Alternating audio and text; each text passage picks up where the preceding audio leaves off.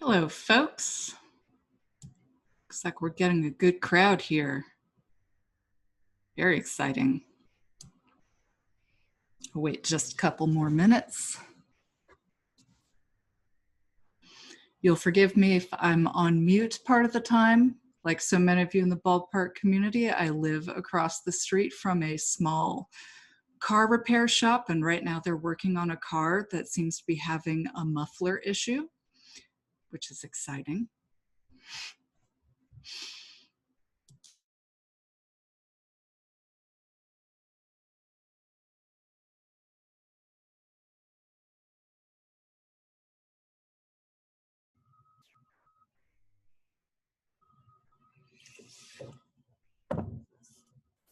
It is lovely to see so many of your familiar faces and names come online, though. Really nice. Thank you all for coming. I'll wait till 7:01 and then we'll get started. Kent, great to see you as well. Thank you for joining us.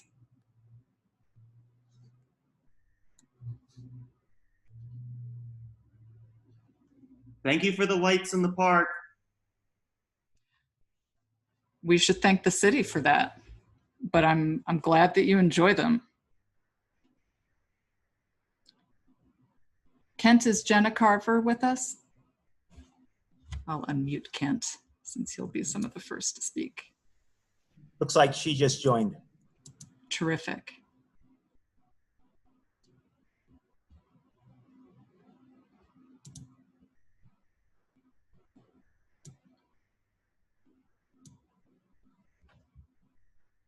All right, everybody, let's get this show on the road. Thank you all for joining in the beginning, at least, of our meeting. I really appreciate it. Let's see if I can advance the slide while I'm sharing full screen. Excellent. So I know a lot of you have joined us here tonight for the public safety question and answer session with Mayor Aaron Mendenhall and Police Chief Mike Brown. But I just wanted to emphasize to you all again that they will be joining us at 7:30 for the first portion of our meeting. We're going to hear a presentation about our Life on State project.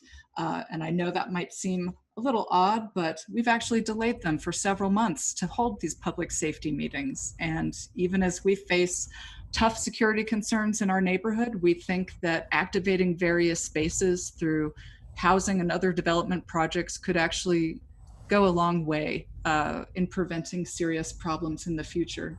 So for those of you who want to back out and come back in to listen to our mayor and police chief, please feel free to go get a snack, take a walk around the block, and join us at 7:30.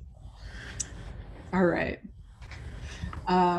But to introduce myself, my name is Amy Hawkins. I'm chair of the Ballpark Community Council. I have very technically been elected by some of your peers. It's lovely to see you all here, and thank you again for spending some of your weeknight on Zoom.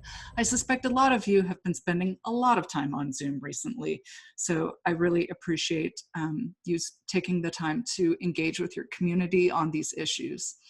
All right, Jenna, can I pass the floor over to you for the meantime? Sure. All right. Hi. You should be Hi. able to share your screen, can you? Okay, I think, actually, Jason was going to share his screen. I don't know if he's joined us yet. Yeah, Jason's on. Oh. Okay. Hello, Jason. He's got the PowerPoint. And he'll share the screen and I'll start off talking. I'll just start while he's pulling that up. Let's hear about who you are and how you got involved with this project and a little bit. So assume there are lots of people on this call who might know absolutely nothing. Okay. Okay, I'm Jenna Carver. I'm a transportation engineer with the city. I started about a year and a half ago. This is the first time I've been to this meeting, so I haven't met most of you. I'm here as because I'm working on the Life on State project, which is a project from 600 to 900 South. In 2018, some of you were probably around when the city completed the Life on State implementation plan. This plan looked at State Street from 500 South to about to 3300 South. It identified 7 goals for the future of State Street and explored ways to meet these goals. It's a pretty big document that talks about what the priority should be for the street, what they heard from the public feedback, and ways to make the street really a lot more livable. There's a lot of recommendations to make the street more green, to kind of slow down cars. We also have to work with UDOT on the street because it's a UDOT street. They have agreed to several design modifications tentatively. One of those is not reducing the number of lanes. We do have to keep 3 lanes in each direction. So we're working with that. That plan, after identifying those goals, came up with 3 catalytic sites. So they're short segments where we'll implement the ideas that they came up with in the plan and then see how they work and hopefully extend them to the rest of the street. The 3 sites were this site it identified it from 700 South to 900 South. We're going a little bit further north, 600 South to 900 South. The second one was at 1300 South, which I'm sure a lot of you would be really interested in. And the third one is in South Salt Lake City, south of 2100 South, between 2100 South and the S line. The city applied for transportation choice funds. You may have heard of it as fourth quarter funds from the county last year, and got quite a bit of money to implement this site. The money is to do not just the full design, to come up with final concept design, complete the full engineering design, and then also for construction. So we have money from the county. We also have some money from CIP funds, some money from impact fee funds, and UDOT is contributing some money to that too. The city, with that money, engaged Lochner Engineering to complete the site plan, and they'll be doing all the engineering too, up until it goes out to bid for construction. I've got 2 members of Lochner here to talk about the project with you. I've got Gene Klein. He'll talk about some of the details, and then Jason Green. And I'm going to hand it over to Jason right now to talk about what we'll be looking at. Bear with me as I find the right screen here. I'm struggling. Let's see. Hopefully this is the right one. If you can't find it, I can try to pull it up on mine.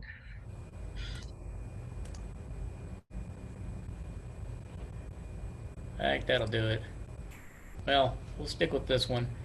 So as Jenna mentioned, my name is Jason Green. I'm the public involvement lead, and I just want to walk you through the project for a few minutes and some of the goals, and kind of outline what we're going to do from a civic engagement perspective. And then I'll turn it over to Gene Klein to talk about some of the design concepts that we're looking at.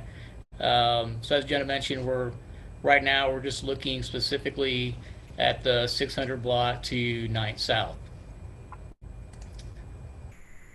So so this is an extension. Hopefully some of you recall and ideally were involved in the 2018 Life on State study.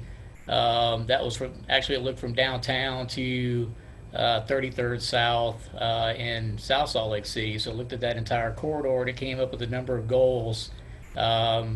Some of these are listed here: improving safety and security, which is timely with your discussion tonight, creating more of a sense of place and identity along State Street, expanding connectivity, and what that means is making it safe for pedestrians and cyclists to use the street and cross the street, and then optimizing mobility, also important, and that's enhancing transit and other modes of transportation in and adjacent to State Street.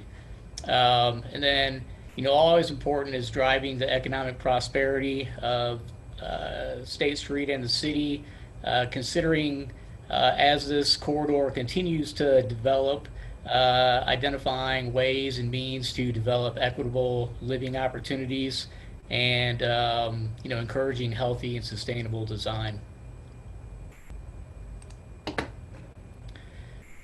So about this project specifically, as you all know, State Street has always been important to the city, and really it's kind of the soul of Salt Lake City. You know, it's lined with it's key because of entertainment, recreation. It's a destination, and you know, more importantly, it's home to several neighborhoods, and you know, it's you know, those neighborhoods are diverse as well as the businesses along the corridor.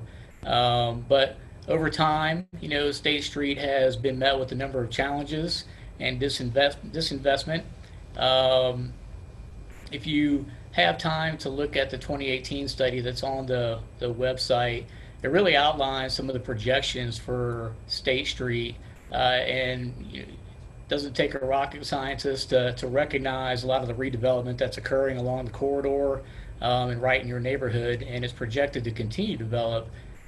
So a lot of the study is really trying to connect transportation to the land use in along the corridor and future land use along the corridor. So, you know, it's really exciting to be a part of this project because it's actually, you know, we're moving from planning into implementation. So the process is really working. So the real goal of this is to create an iconic or a signature street. So what does that mean? It's a destination. It's fun. It's full of people. It's you know, home to civic institutions. It's a memorable place. It's you know, it's got a variety of landscaping. It's green, and other amenities. Hopefully, it's prosperous. You know, it's an economic generator. There's jobs along the corridor, and then again, it's also connected through a variety of modes of transportation, but also safe for all modes of transportation and pedestrians. So, what exactly are we talking about on this project? So it's yeah, we're looking at a variety of improvements, and again, we're just looking at the infrastructure from you know, more or less front of building to front of building. So we're looking at improving pedestrian safety through curb bulb outs, you know, essentially kind of widening the intersection of the bulb outs or the corners of each intersection to reduce the time it takes to cross the street, but also make pedestrians more visible. So it's reducing the crossing widths. Signalized mid-block crossings, which Gene will talk about in a minute, but mid-block crossings at each block. This was just looking at the 600 and 700 block, but all these improvements will be along each one of each of the three blocks. We'll be doing a parking analysis to really identify how we can, where we can improve or enhance the pedestrian environment or the pedestrian space through widening the sidewalk while you know, trying to find that balance between on-street parking and where we can do that. So we'll be working with the Midtown Council and businesses along the corridor to really identify where we can maximize sidewalk space as well as maintain parking on the corridor. We'll be looking at raised islands. Is there a question there? I'll continue. We'll also be looking at raised islands or center medians for landscaping to, you know, also add to that sense of place along the corridor. But also, medians are really useful for pedestrian refuges as well, especially on a wider street like State Street.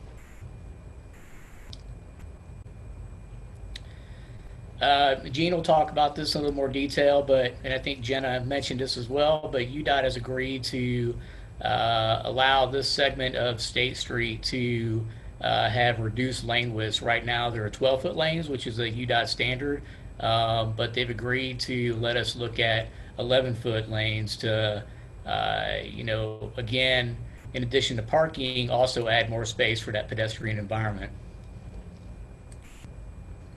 And I forgot, I must have skipped over one. One key one is, whoops, sorry, is the sidewalks. In addition to, you know, improving the pedestrian realm, we also want feedback on, you know, what type of amenities should be considered. Outdoor dining, as this area redevelops, SAPA, for instance, is really interested in areas where we can have outdoor dining on the corridor, and other amenities, benches, lighting, wayfinding, of art would be another big one. So we really want feedback on what type of amenities would should be on State Street.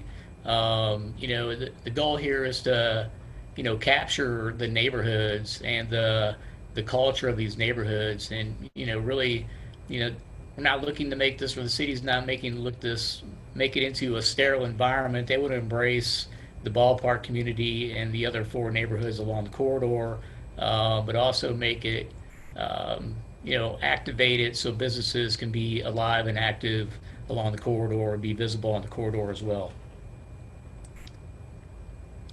So I mentioned, we're going to have to do a variety of activities throughout this process, and we can talk about schedule at the end of this, but we'll continue to provide neighborhood updates similar to this.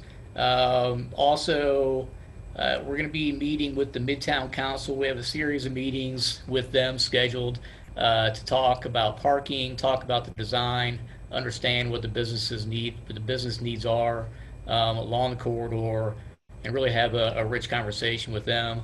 We're also going to spend time one-on-one with businesses to really delve into their parking needs and address any concerns they have.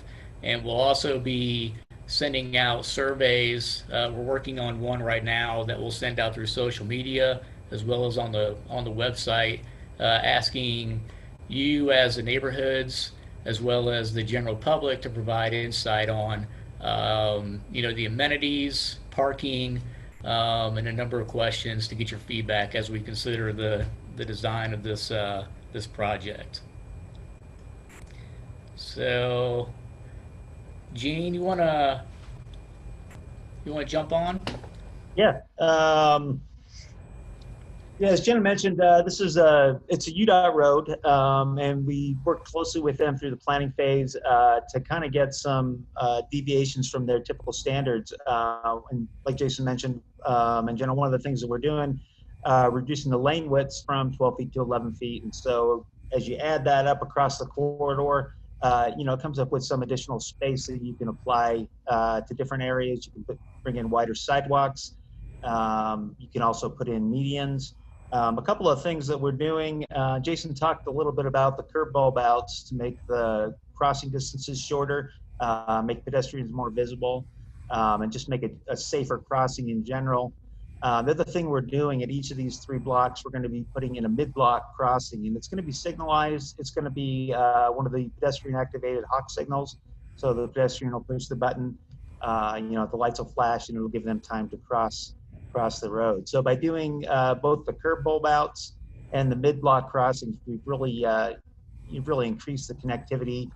People now don't have to either jaywalk or walk all the way to the end of the other block to get across the road. So I think that will help a lot of cross connectivity between the east side and the west side of the street. The other thing that we're doing is adding some median space. There should be some tree planting on the outside, some median space that will, accommodate pedestrian refuges when they're crossing the street. And could also serve as an area to establish some public art. Looking at places for outdoor dining potentially. And those are things that you can do when it comes along with a wider sidewalk. Maybe Jason, scroll through to the next slide, or maybe we can focus on maybe go all the way to 9th to 8th on the no parking. So we looked at 2, perfect. So we looked at 2 options just to give us a range. This is during the study. We looked at 2 options. One option essentially kept all the on-street parking as it was originally. And then just to look at a range of options, we looked at another option that got rid of the on-street parking along the street. And that's not to say that one or the other is going to be what's selected as part of this project. I imagine it's going to be kind of a mix of both. You may, retain a lot of parking in some areas. Some areas may lose a few stalls depending on, especially in the areas with the mid-block crossings where you want a little bit extra room. So it's probably going to be a mix of that. And right now we're doing a parking study along with the traffic study. And as Jason mentioned, we're reaching out to businesses to discuss their parking needs through the community council and also through individual one-on-one meetings with the businesses. And so what we're hoping to gain is kind of a combination of both things. We want parking so people can come downtown. We want some additional sidewalk space that will kind of create an environment that draws more people into the area, and that'll increase safety, as it brings more eyes and ears into the area and just creates a more, lively and safer environment for people. And I don't know, Jason, did I miss anything? That was about all I had regarding the civil design. I mean, we're in the planning process now, looking to finalize some decisions regarding the street.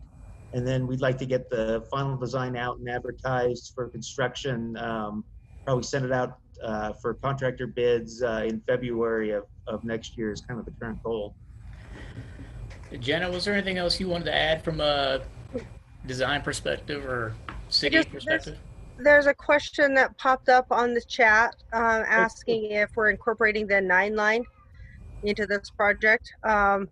Actually, if you go back to slide 16, you can see a little representation of what the 9 line may look like.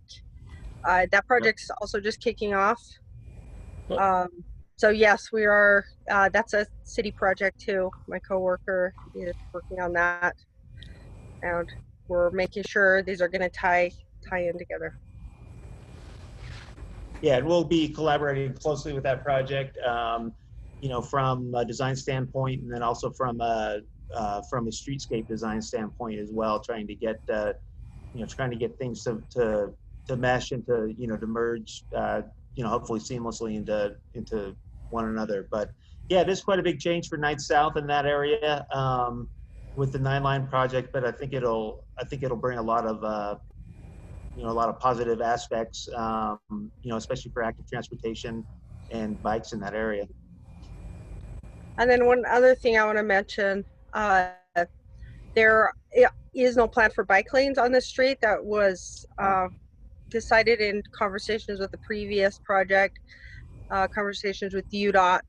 However, the funding we asked for money for both 200 East and Main Street. So there's a project looking at 200 East and Main Street for bike lanes on those streets and looking at connectivity between those streets and State Street. So you kind of have a wide corridor from 2nd East to Main Street to accommodate all modes. So those will be bike priority. That project is also just kicking off. I believe a consultant was just selected, and you'll be hearing from that project soon. And that one goes further. It goes the whole length of the project, not just this 3 blocks. The whole. Yeah, I'm not sure exactly what the limits are. On 2nd, I think it's from 4th South to it goes South down to Lake. about You guys 21st South, somewhere that way in that 21st general area. Yeah. And then Main Street, it starts a little further south and then goes till runs into South Salt Lake City at 21st South. Anything else, Jenny, you want to add from a city or design perspective? I don't think so. Let me. Speed limit. There was also a question about speed limits. Jane, do you recall? I think we were going to explore decreasing the speed limit with UDOT. That will be a UDOT decision, but we've been working really closely with them. Yeah, that would be a UDOT. That would be a UDOT decision, and sometimes it's difficult to reduce speeds on state routes simply because there's a statute in place that the speed limit should be based on, I believe it's the 85th percentile speed, and so sometimes it's not feasible to do that. But they do want to implement some measures to try to slow traffic down a little bit in this area, implement some traffic calming measures. But I don't know that the actual speed limit will be reducing, but we will be discussing that with UDOT. Yeah, and those, the reduction of the travel lanes to 11 feet, some of the other pedestrian improvements, the bulb outs, vegetation, all those things kind of naturally slow traffic. And, as this area continues to evolve, more people will be on the corridor, which will also, just naturally reduce the speed of traffic as well along this segment. Anything else, Gene? No, that's about all I had. I don't know if Yeah. anyone had any questions. Oh, real quick, I just wanted to, Gene mentioned it briefly, but so we're, shows here we're building on that 2018 plan, and we're in that final design phase right now, which will run through the end of this year.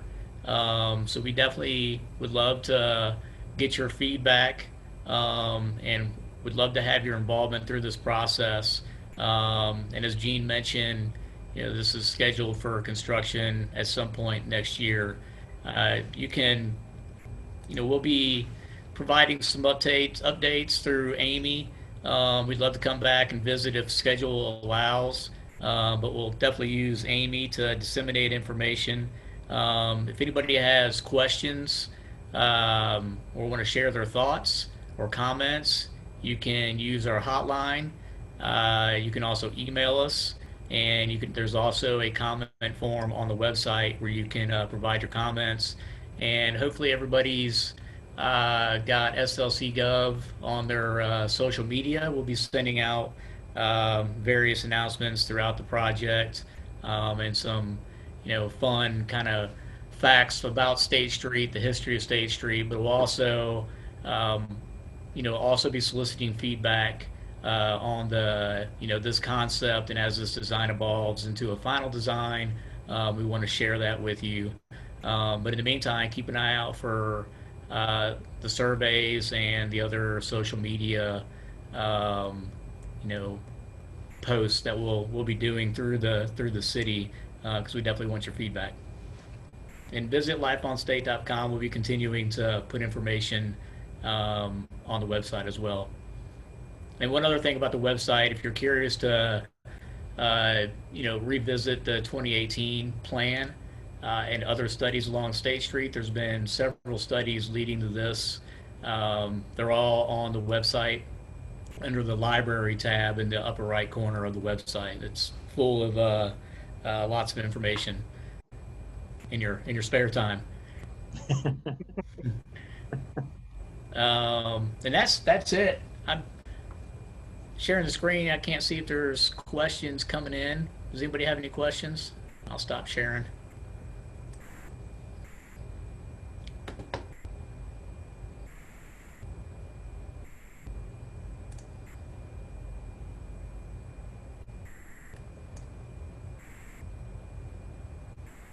I have a quick comment. Don't get rid of the taco carts. They're my favorite part of that area. People come from all over Utah to eat those tacos. That I will second that motion for sure. I do see a good question in the chat, and I don't know if this is something that you could comment on, but how do you think life on State is going to affect our unsheltered residents, particularly given its proximity to not the Gail Miller Resource Center, which is in our neighborhood, but the King Resource Center, which is on 700 South? Jenny, you want to tackle that first? Yeah. Well, I'll just let you know, we did meet with the King Resource Center group just as an introduction to the project, and we're going to continue to engage with them and meet with them to discuss that. There have been some concerns about traffic on 700 South. We did just restripe 700 South and did an overlay to try to change the environment there. But as far as how it's going to affect it, I don't think we can really say that right now. But it's definitely something we're aware of, and we're working with them on. Great. I think there are a lot of things that are going to be difficult to anticipate about the next year or so. So I appreciate it at least being considered for sure. Absolutely.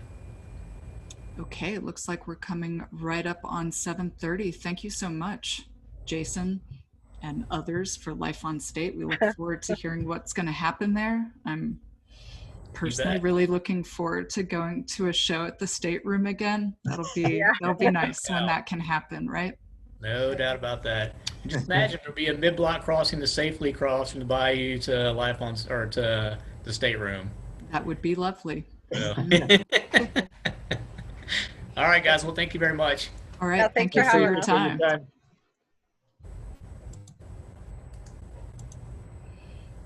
Okay, we might be getting a few new people on. It looks like we're up to 88 participants. Thank you all again for joining. I'm going to share my screen and go through a few slides before Jenna, I like your onion. It's a good profile picture. Pardon me. I'll go through a couple slides about some issues that I wanted to bring up for folks who may have not signed on to a community meeting or maybe haven't signed on to a community meeting in a while. So thank you for giving a few minutes of your time before we speak with the mayor and Chief Brown. Let's see. Ta-da. I think this would be a seamless process by now. All this sharing. Let's see. Do it. All right, again, if you want to check out more about that project, you can go to lifeonstate.com. There's a lot of cool graphics and things there. So for folks who haven't been joining us for a while, I do want, and maybe you found your way here through a Facebook post on another community page or a news article or something like that, I do want to invite you to please join our email list by sending an email to ballparkcc@gmail.com. Oh, and I'll reintroduce myself. Sorry, I always forget to do that. My name is Amy Hawkins, and I'm chair of the Ballpark Community Council. And again, thank you for your time this evening, everybody who's on here. In addition to we have a Ballpark Community Council Facebook page that is public facing. And in addition to that, we have sort of a more private neighborhood watch page where people tend to be a little more free, saying things about like, hey, here's footage of somebody who broke into my mailbox or my truck or my backyard, or hey, I'm going out of town. I would appreciate it if people scoped out my front porch for packages and took them in before somebody else can get them, that sort of thing. So I'd encourage anybody who's interested to please follow our Facebook pages and get involved. It actually does help to get to know your neighbors, especially in coronavirus times when it can be a little difficult to get connected with the folks who live right next door to you even. Last, if you're not already aware of it, I would really encourage you to download the SLC mobile app if you're dealing with abandoned shopping carts, if you're dealing with civil enforcement issues, maybe you live next door to aborted or abandoned property. The SLC mobile app is a really good place to go to first to try to connect with folks who can address these issues. As far as shopping carts, it's sort of fun. You can go on a walk. It's like playing, Pokemon Go, and you can catch them all. So first of all, I just wanted to say we've been here before, so thank you for your patience for coming here along with us again. Last year in September 2019, we engaged the community in a very similar way to discuss issues with violent crime and homicides in the Ballpark neighborhood. I wrote a letter to then Mayor Biskupski and Chief Mike Brown asking for practical and measurable solutions to our neighborhood's problems with homicide and violence. And 63 folks, residents, business owners, community stakeholders signed it. And those folks included a lot of people on the call right now, including now Mayor Mendenhall, Representative Angela Romero, Representative Briscoe, Senator Derek Kitchen, Councilmember Mano. There was a lot of community work that was done that wanted to engage in dialogue then, that wanted to come up with policy solutions then. and we've also been trying to engage since July, when we noticed that there was also a spike in not necessarily homicides yet, but violent crime.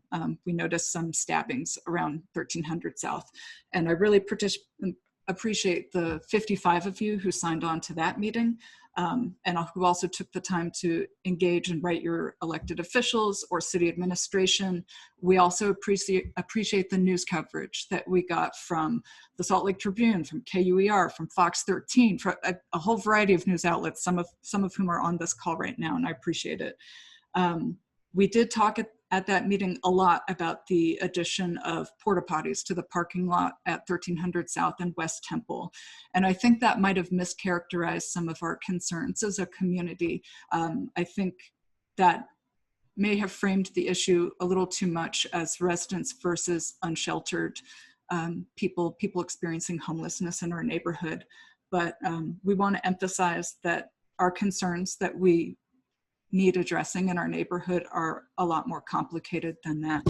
And we know that because two men experiencing homelessness have been murdered in our community in the past year, and that's extremely distressing for people who've been trying to engage on this issue for a while, from any perspective, right? From residents to people who are involved in homeless outreach or the resource centers.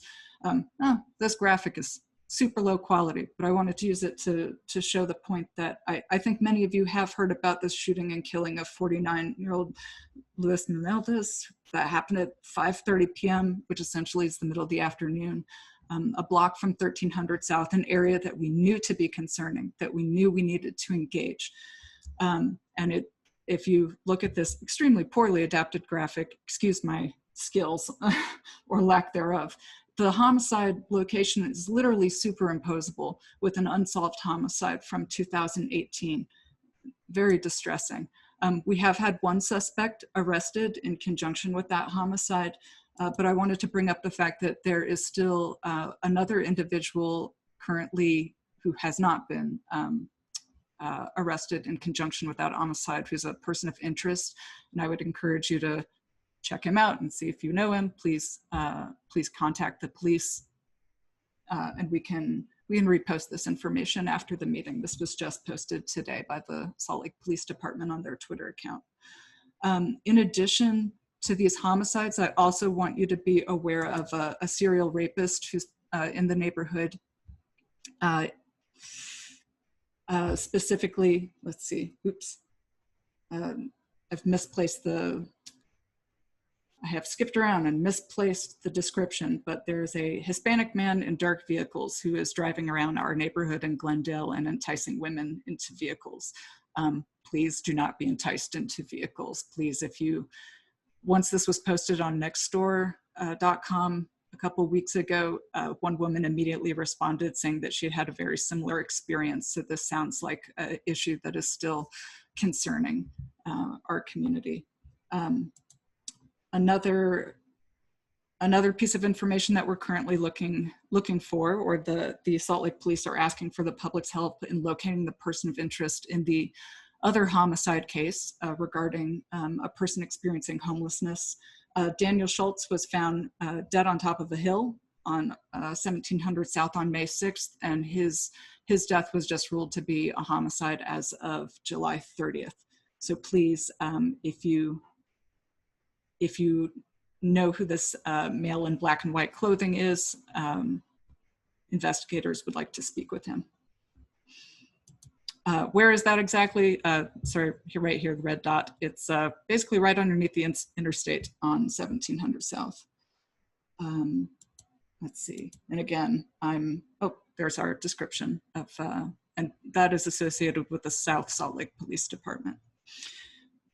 In addition to these isolated crimes, we also wanted to point out that we do understand that violent crime in Salt Lake City is slightly up, and that follows national trends.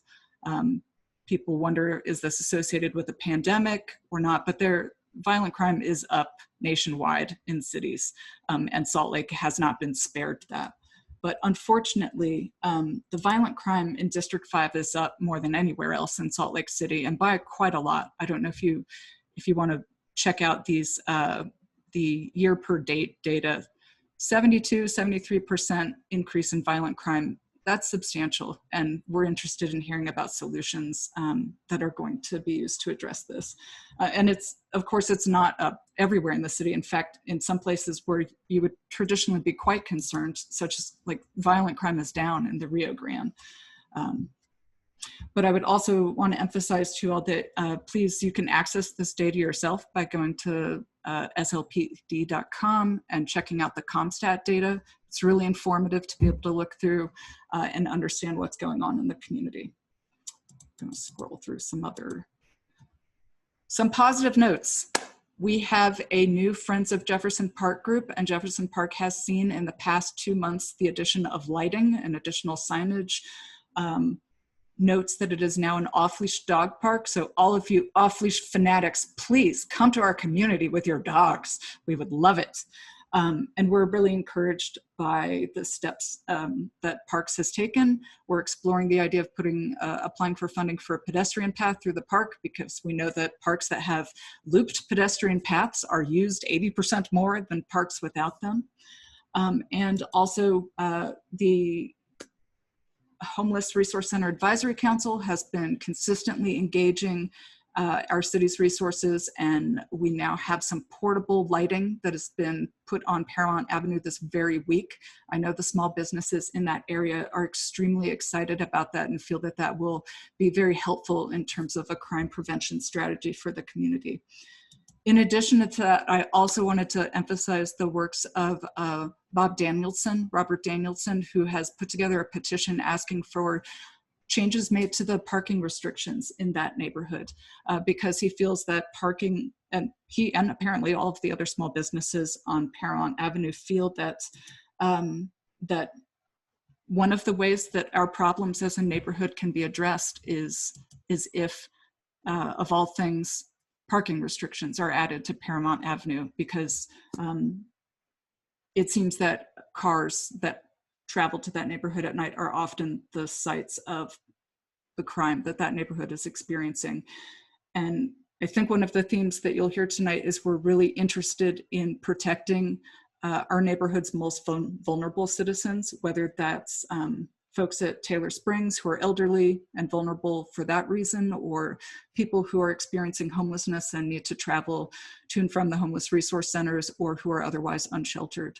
But we're also very grateful tonight to be joined by Mayor Mendenhall and Police Chief Brown to answer questions from the community. And I want to note that this is something that didn't happen a year ago when we held our anti-violence meeting. So we also appreciate that in and of itself is a step forward. Thank you very much for your time. I'd like to pass the mic, so to speak, to Mayor Mendenhall. Thanks, Amy. Thank you. For me on the agenda. It's nice to be back in the ballpark, even if only virtually. I didn't know of the introduction that you were going to give that you just gave. So I don't mean to shift gears. I want to go to those issues, and Chief Brown is here to talk about those issues, but there's 3 things, and the third one will liaison well into the ballpark and 13th South issues that you just brought up. First is our announcement this week of a winter plan for COVID-19.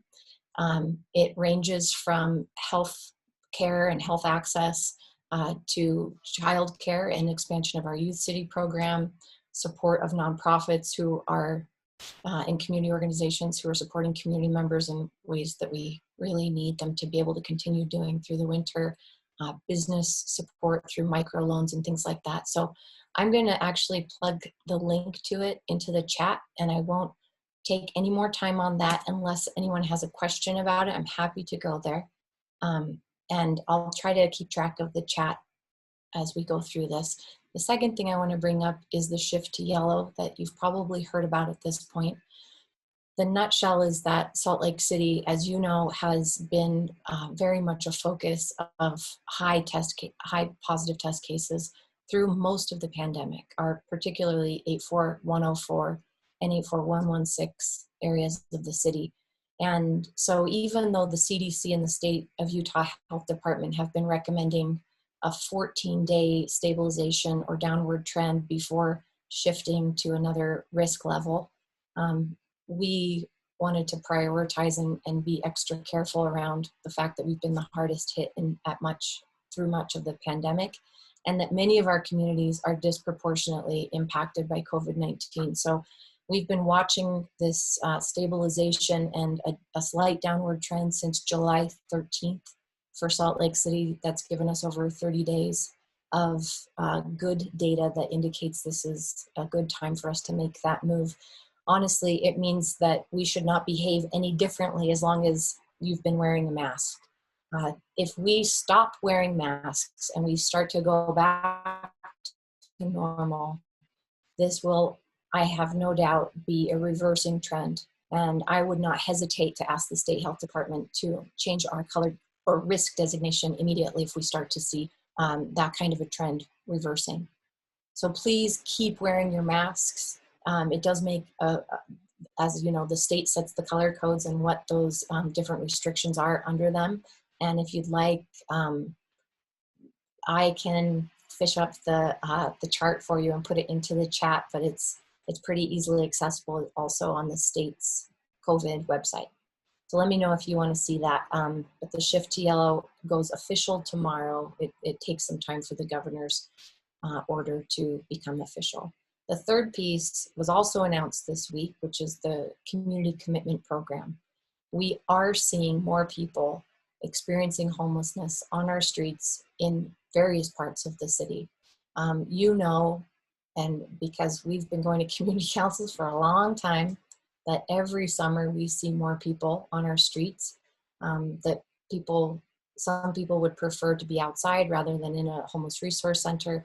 But in addition to that, because of the pandemic, the closure of libraries and pretty much every other public building has meant that there's nowhere to go during the day. There's nowhere to go to use the restroom. There's nowhere to go to get out of the 100-degree heat through most of the city.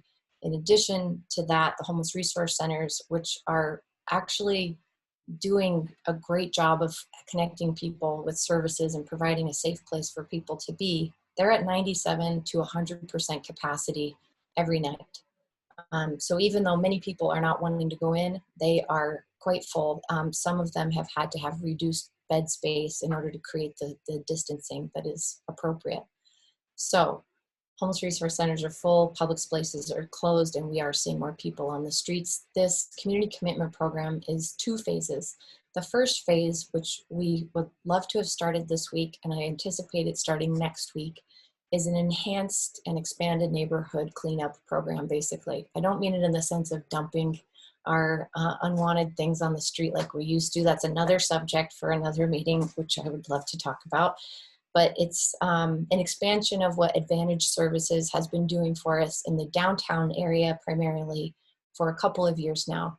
We're going to be deploying that contract service, doing power washing, general garbage cleanup, bio-waste cleanup. They can deploy trash cans that can be picked up by those services on a regular basis. They could mean additional temporary bathrooms, though I don't think in the ballpark area, and we're going to talk about that in just a second. But it's basically a suite of cleaning options to be deployed in the hotspot areas of the city, of which Ballpark is listed.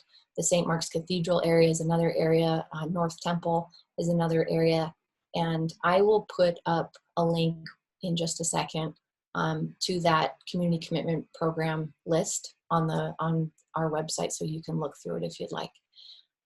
In addition, in the first phase and going into the second phase will be expanded outreach on the streets for people experiencing homelessness. Some of you might be familiar with the Project Homeless Connect that's been happening over the last 3 years, I believe, at the Salt Palace once a year. And it's where many different partners from the justice courts to service providers, housing advocates come together at the Salt Palace, welcome our homeless residents in, and help them to take care of outstanding warrants on the spot if they have any. Any other justice court items that they can take care of, they can do it right there. And in addition to connecting with resources from drug treatment, mental health, housing if it's possible, and of course the homeless resource centers. So think of it, our phase 2 part, sort of like a Project Homeless Connect, but it's going mobile.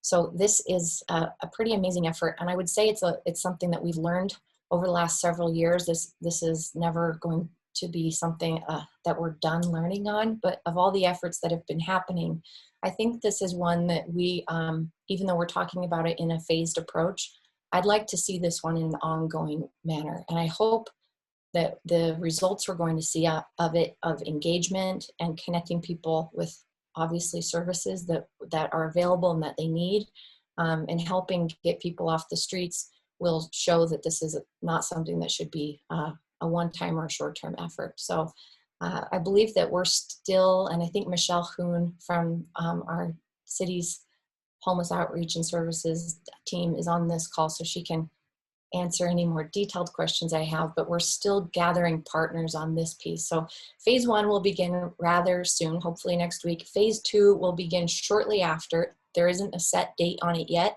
but they will operate in tandem for some amount of time. Phase 1 is 12 weeks. And I'm sorry, I failed to mention that private property owners who have bio-waste on their property right now have to pay for part of the cleanup. During this 12-week community commitment program, we are fully subsidizing that cleanup. And so anyway, that enhanced effort there and the shift to yellow, which will mean a reopening of park bathrooms. It will in time mean a reopening, and I don't want to put a date on it because the library hasn't said yet, but we will start to see our libraries reopen. And for these 2 reasons around access to bathrooms and an enhanced cleaning program, I would like us to be able to talk about the bathrooms in the ballpark area. I feel like the resources are coming online right now that we could remove those bathrooms. And I know that there's been a lot of dialogue about that at the last ballpark meeting that I wasn't at. So with the flux that's happening right here, I think we're in a good position if that's a direction that the community wants to go. And I think for that, I'll just open it up and happy to go deeper on any of those issues. If there are, I know that there's questions about crime stats perhaps, or I saw a chat question about any commonalities in the homicides. I know Chief is here to answer that. So hopefully between all of us, in addition, we have, I think, Corinne from the RDA to talk about what's happening in terms of investment and redevelopment along 13th South. We're going to do our best to field your questions. Great, thank you so much, Mayor Mendenhall. And Corinne, I didn't know that you were going to join us this evening to talk about what the RDA is currently thinking about doing on 1300 South. We're really excited that you're here to talk about that, and we would definitely like you to come back and talk about that in greater detail because folks have asked me about what's the RDA up to, and I've wished that I could give a better answer. Dana Walls is here as well. Oh, excellent. Sorry. Thank you. No, this is going to happen. This is just what's going to happen. You know what? Welcome to my living room. So I want to give Terrell Bodley a shout out because he's acting as our moderator tonight. Thank you very much, Terrell. And I know we don't normally put everybody on mute to begin a meeting, but we've never held a meeting this large before, either in person or on Zoom. So I'm sorry that we have to like play this I don't know, roulette or whatever it's called. That's Terrell, I know you know that there are some folks who've queued up already. Do you want to call on somebody who's waiting for a question? Or I'm sorry, Chief Mike Brown, do you have something? Do you have an address or slides or anything that you'd like to share first? Thank you very much for joining us. Thank you, Chair Amy Hawkins. I appreciate the invitation. And, you know, I just want to say, to everybody in the ballpark community, it breaks my heart that some of these crime stats are up.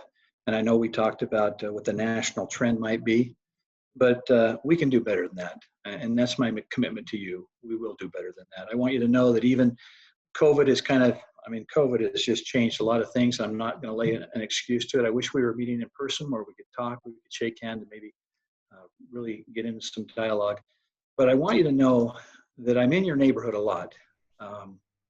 every morning for the last 6 weeks or so, I drive through some of the neighborhoods in our city, and yours is one. And I spend a lot of time driving through and looking at issues and concerns and problems. And so you're on my mind, and I want you to know that I go back and I talk with the captains and the staff of the police department, and I challenge them to come up with ideas and ways that we can help you. So I want you to know those conversations are being had. And the other thing is, and Amy, I'll get you my contact information. I want each of you to have my cell number and my email address. And it's 801-971-3479. And I've had a lot of people say, Chief, why do you give your phone number out to everybody? Well, I'll tell you why, because you can directly call me, you can text me. And I've never, in 5 years that I've been doing this, I've never had anybody abuse that invitation. So I don't want you, I mean, you can pass it on and it can come up through the chain, but if there's something you want to address with me, send me a text, give me a call.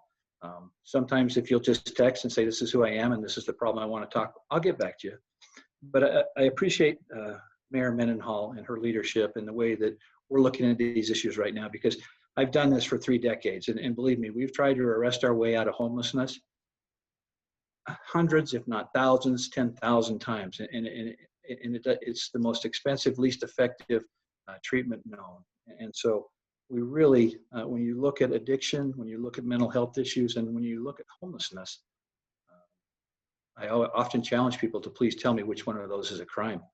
And yet sometimes we tend, and we have in years past, used the police as the tip of the spear or the hammer to try to correct those things. And so with this plan that Mayor Mendenhall has, we're looking to not only help those people, but give them what they really need to be successful. Now, there are some people that need to be arrested, and we've made some accommodations to have in the jail for them to be there. But truly, as we go forward, this is going to be a program of outreach and trying to help people rather than arrest them out of this situation. So thank you for the invitation to be here tonight. Sorry, Representative Briscoe, just to clarify, did you put Chief Brown's number again in the chat there, or is that your own? Chief Brown. Excellent. Thank you, Joel. Someone had requested the chief's number. That's correct. I was just clarifying. I was covered. If you call that number, you're not going to get me. How am I going to get legislative expertise and how to run a high school classroom? All right. I know that there are some folks queued up. Principal Bell, would you be interested in airing your question? Principal Bell, you're on mute. I guess I can unmute you. Are you with us? I see your name. Hello, Principal Bell. Hey, thank you, Chairperson Hawkins.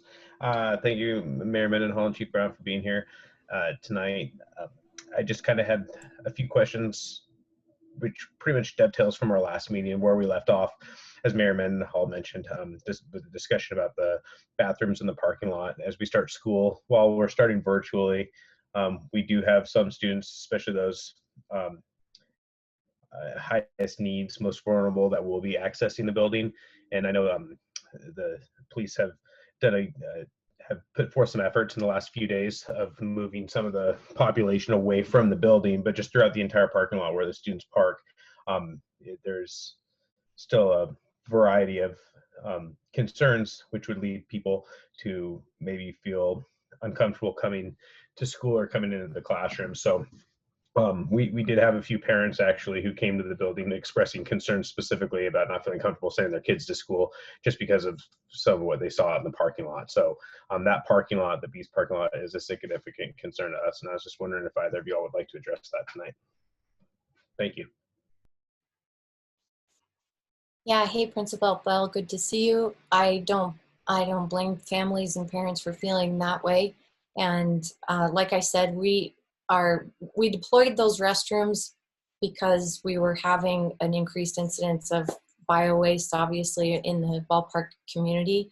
And we wanted to give a place that was accessible. And I think it's a humane thing to do that. But we said then that we would keep evaluating what's going on in the community. And I'm grateful that we've been able to make the transition to yellow and that we've put together this plan to do better cleanup. So we are ready to make that transition with you.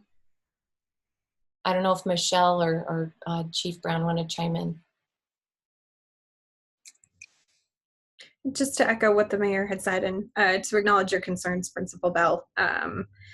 We are lucky, I believe, in our community. Our community is very strong, and we have been able to transition now to a point of greater freedom of movement. And so I think it's probably advantageous for us to move on taking those out. And I'll just add, Principal Bell, that's been something we've been talking about, knowing that school would be starting here soon, and I notice every morning 30 or 40 individuals congregating in that parking lot, and knowing the fears of students and parents that would be coming down there. I think well, restrooms are needed, but I think as a city we can find a better place for them that can accommodate the needs of those that might be experiencing homelessness and also the students that will be coming down to school. So it's definitely on our radar, and we'll address those issues. Thank you. I want to mention that Principal Bell is principal at Horizonte Instruction and Training Center. And one of the people who was a former student of Horizonte was Bernardo Blasio Escalperhal, and I'm hoping when we think about justice for our students of color, that maybe we can think of a more expansive notion of justice for Bernardo and think that it should be about the safety of the environment where we choose to educate our kids. All right. Amy, would you mind if we kind of alternate with written comments to those who are queued up? I would love if we did. I know we've got a few queued, and I know we've got some written ones, and there's some overlap there even. So. I think I can bust through some of these rather quickly.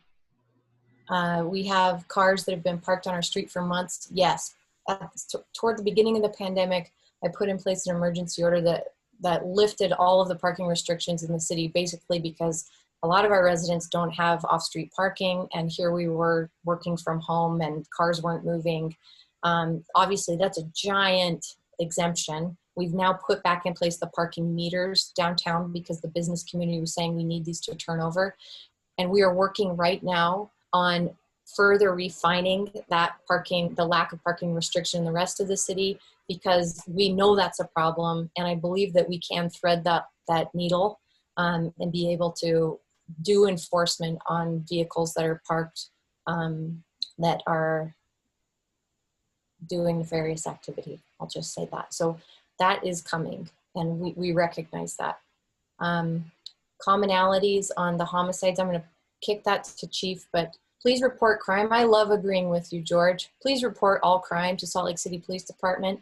Think of it like it's a heat map, and the more pings that happen in an area grows that bubble of concern and gets more police attention.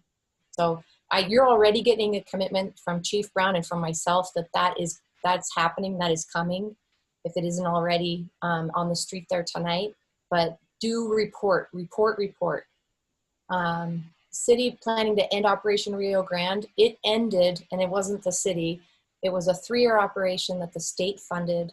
The majority of the funds were focused on hiring about 46, 47 officers with Utah Highway Patrol. Those officers started tapering down beginning in January, and as of July 1, there are no Highway Patrol officers in Rio Grande area. And I'll answer one more. What do we have to do? Oh, no, that's for Chief. Sorry, George. Well, the enhanced cleaning program, I answered that one in the chat. Thanks, Amy. Do you want me to jump in on the homicides? Is that a good time to talk about this one? Let's talk about the homicides, Chief Brown. That sounds super productive. All right. I don't mean that facetiously. Excuse me. I have a monotone. So sometimes it sounds like I'm being sarcastic when I'm being completely sincere. I understand.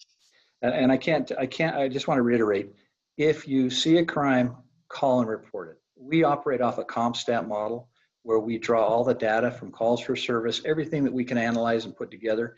And every time you call or there's a crime reported, it's a dot on a map, and it creates a hotspot of intelligence. And then we look at what's going on and how we can respond to that. So many times some people think that somebody else is calling and they don't need to call, but if you see it, just take the moment to make the call, and it will really help us out. Let me talk about on August 12th of this year, and Amy kind of talked about it earlier, at 54 East Harrison Avenue at 5:15 in the afternoon. 5:15, broad daylight in the middle of the street. Sadly, victim Luis Melendez Jr., his life was taken. We asked for the community's help. And I want to tell you, it was because of people in your neighborhood and people in the communities of Salt Lake City that we solved this homicide and made an arrest. It was within 12 days that we had tips and information from your community that led us to the suspect who was arrested. His name was Sio Sua. And he was arraigned yesterday in district. The case was screened yesterday with the district attorney. You're right. There is a second individual, Amy. Right now, we don't have anything to say that he's implicated in this homicide, other than he's a person of interest. And so, if anybody knows anything, please help us with that, identifying that individual so we can talk to him. And it was 2 years ago, on September 28th of 2018, at the very same location, 54 East Harrison Avenue, that victim Wuhan Judd was killed standing inside her house. Now, the intelligence and everything that we have leads us to believe that that was a mistaken identity, that it perhaps was at that location. There are two apartments, an A and a B, and we feel it was there wasn't anybody targeting Wuhan or her husband, but it's still a tragic situation, a violent homicide. We have some intel. It's very, very small. And in talking with in the last few days, I was approached by the homicide detective who actually has this case. She came to me and said, "Hey, Chief, I'd really like to offer a reward, and we are going to, in the next few days, we're going to offer a $5,000 reward for information leading to an arrest of anybody that was involved in this homicide. So please watch for that." But just like the situation involving Mr. Melendez, somebody saw something or somebody knows something. And so it may be very trivial, but if you'll share that with us, at least it gives us something to move forward with. And then the last homicide was on May 6th of this year, and it was at 450 West 1700 South. And it was on the embankment that went up to the freeway. And that's where, sadly, Daniel Schultz was killed while he was sleeping. We do have some grainy video of a suspect leaving the area. And again, we are going to offer another $5,000 for information leading to the arrest of someone involved in that homicide. Now, there's nothing that tells us there's a commonality or a connection between these homicides. The homicide that occurred this year on Harrison Avenue, we don't believe that was a random act of violence at all. So I don't believe that there's any risk or danger to the community right now. But that second individual, we would like to talk to them. So that's what I know. Some of the information I can't talk freely about it because that is an open and active case. But we really need your help to help identify anybody that was involved in the Wuhan Judd homicide or the Daniel Schultz homicide. Chief, yeah. That's a good segue, I think, to two of the comments, one from Gracie and one from Dave, who owns Piper Down. Gracie says, "I own a small business, local business on Main Street, an amazing neighborhood bar that's supported by residents of this community. I struggle already with the COVID-19 restrictions." We hear that. "With the recent violence, increase in crimes, and increased unsheltered residents, my customers are afraid to walk from their home to my business, which is an area of about 4 blocks. I love the improvements to State Street that were proposed earlier, but I'm interested in your efforts to address our violence and crimes. Are there measures currently being discussed to improve the ballpark community?" Yes, and studies have shown there's two things that really affect violent crime. That's the presence of officers and a lot of traffic stops. And that's because if people are coming to your neighborhood to commit violence, they don't want to be stopped and they don't want to be around cops. And so we are going to, do you guys know Captain Lewis? Has he attended your meetings? Rich Lewis? If not, I'll bring him to a meeting and introduce you to him. He's a good guy. But maybe you know Sergeant Steve Woolridge. Have you met Sergeant Woolridge? He's over the bike squad. He's over the Liberty Bike Squad. And Captain Lewis is going to has increased the staffing in your ballpark community. Every day he's having the watch commanders assign 2 cars to that area, and they on average spend at least 2 hours down there just in a presence to stop, talk, make traffic stops. Our bike squads, there's the Liberty Bike Squad, there's the Pioneer Bike Squad, there's the Central Bike Squad, and I'm excited to tell you the Park Bike Squad debuts on Sunday. So those are 4 bike squads that now will mutually cover. I mean, they have areas of assignment and responsibility, but they do take days off, and so they're going to mutually support each other as they work on these areas throughout the city. Captain Lewis is also assigning out overtime shifts so that we can increase our footprint in your community and through your neighborhoods with police officers, and we'll do that through some overtime efforts. They also, in talking with Sergeant Woolridge, he over the last few months has worked very hard with some of our detective squads. Auto theft, the auto theft squad has done quite a bit of work down there. Gangs, that he's partnered up with them, and they've worked in that area. Narcotics, the narcotic undercover squad is working these areas. I can't tell you when and where, but I promise you they're out there, and they'll be working very hard. They're making arrests. The organized crime unit, which is the vice unit. Again, that's another unit that will be coordinating with the bike squads in your areas. CIU. Chief, sorry, I think it's actually a fabulous thing that people are getting impatient with all the listings of how much police presence you're doing, and they want to ask some more questions, which is maybe a good thing. There's just so much policing in your plans that they're getting. I got kind of excited there, sorry. Matt Melville? Yes, thank you. Thank you. I just want to say first how proud I am of our Ballpark community for really showing up tonight. And also thank you, Mayor Mendenhall and Chief Brown, for giving up your time tonight. My question is, what is being done to ensure that the neighborhood directly around the Gail Miller Resource Center is not going to turn into a micro Rio Grande? I understand some community members may want more police and some may want less police presence these days. We just want to feel safe, and we don't have that right now. The question is, what is the plan and what can we do to help? And also, just by introduction, for those that don't know, I am the director of the Gail Miller Homeless Resource Center on Paramount Avenue.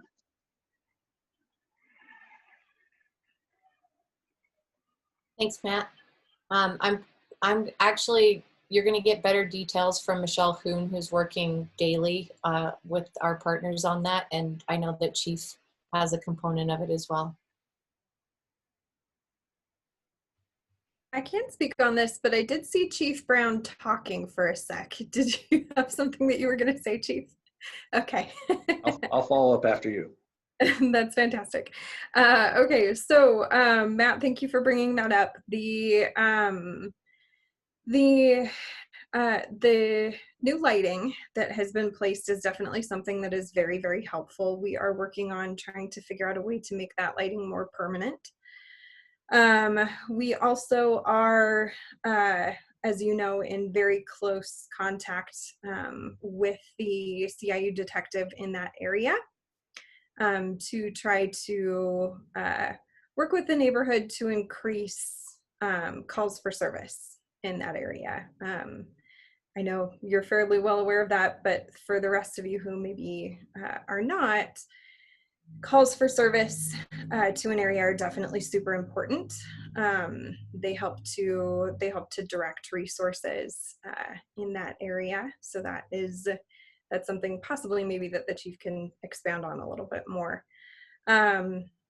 Other improvements to the area are things that we would need to, I think, have a good amount of community buy-in, as the mayor had mentioned. Trying to change the parking regulations along the street is definitely something that the city is working really hard on. We are working currently with the business owners in the area to ensure that changing that parking isn't going to have too much of an impact to their businesses. And it sounds like there's a good amount of community buy-in for changing those. So I'm hopeful around that. And I'll just follow up and say, Steve Woolridge and the Liberty Bike Squad, they spend quite a bit of time down there. The abandoned house is an issue that we're working on, trying to get that solved and removed, because that tends to attract a lot of problems and issues. And so, Matt, we're trying to increase our footprint down there and work with you and your staff and the neighborhood to do just what you're looking for, to have a safe community. Thank you. And Steve is a great asset. Worked with him for a lot of years on Rio Grande, and he was there not long ago on Paramount helping out. So we appreciate that presence and anything we can do for a co-responder model to really help these people out that are there. And the crime really infiltrates at night, that we see cars that aren't associated with any of the businesses or the resource center show up and start doing organized crime. Yeah, Matt, and you know that my door's open. I know you have my number, and whatever other ways we can work with you, we want to do that. And to the, there was questions about, actually, Amy, it was in your presentation at the beginning where you mentioned how you might expect higher crime rates in the Rio Grande area, but they're actually down. Well, the Rio Grande, or the road home, is closed, it's gone. Obviously, we've had quite a shift of populations out of that area, though not entirely. But with the closure of the Rio Grande, it also means that our Community Connection Center, which is the offices are across the street from where the road home was, it doesn't make a lot of sense for us to be located there. And so this deployment through the community commitment program that we're launching of going mobile with our co-responder model is, as I said before, something that makes a lot of sense that we are going to keep doing, not just a one-off phased approach. So Matt, happy to meet with you all the time. Thank you. Yep.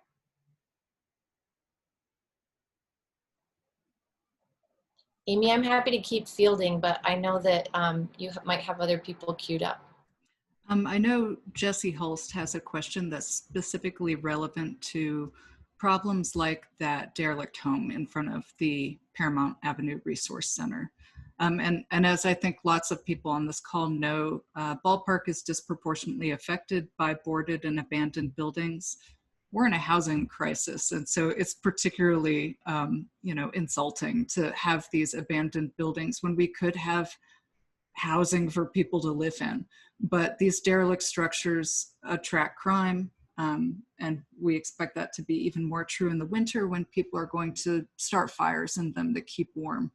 And I know we're pretty interested in hearing what's happening to the demolition ordinance, what's happening to board up fees for these buildings, because these are issues that we brought up a year ago. Yes. So, sorry, Jesse, I think I just scooped your question. Excuse me. If you'd like to rephrase it in a different way, please do. Right. And Jesse, I'm happy to give you an update on those things. Hey, I'm here. Can you guys hear me? Now we can. Oh, yeah.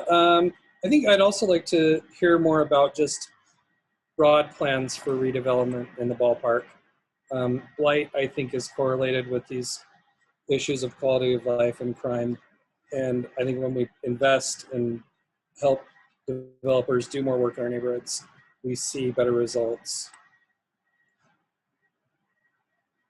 Thanks, Jesse. On nuisance, we updated that code to allow for our civil enforcement on code violations against property owners. because prosecutors have been really recalcitrant to cite business owners for nuisances or code violations, but it hasn't helped us with the criminal activity that people do on business property. So we did look at Denver, which seemed to have a nuisance ordinance that was accomplishing what ours couldn't get at. Unfortunately, as we dug into it, Denver's ordinance is based on state code, which is not state code here in Utah. And we aren't preempted from trying that, but there is a very strong property rights coalition on the Hill and in the legislature itself that tends to react very quickly when Salt Lake City puts restrictions on property owners. And so a more effective path is going to be for us to lobby the legislature to help us maybe enact a more narrow state code and that is something that we want to try. But I can't tell you enough examples of how the state has responded in what I would say a poor reaction to different ordinances and things that the city's put in place to try to make, frankly, the ability to make sure life and safety things are in place in apartments and in buildings. So on the demo ordinance, I have great news for you. We transmitted that, and I believe it's scheduled to be on the city council agenda on their 15th, the meeting on the 15th. I think that's the date, 15th or 16th. So the demo ordinance is happening. It's in process. The council will have it on their work session. They will probably have a public hearing following that. So you can have your voices heard on the demo ordinance rather soon. And Corinne can speak. I'm really excited about what's happening with the RDA in the Ballpark area. But I don't, Corinne will know what we can share at this point. And I might say too much. So I'll just let Corinne talk now. Great. And I'm Corinne Piazza. I'm with the RDA. And I'll just touch on three things very high level, and then we can dig in more with some questions.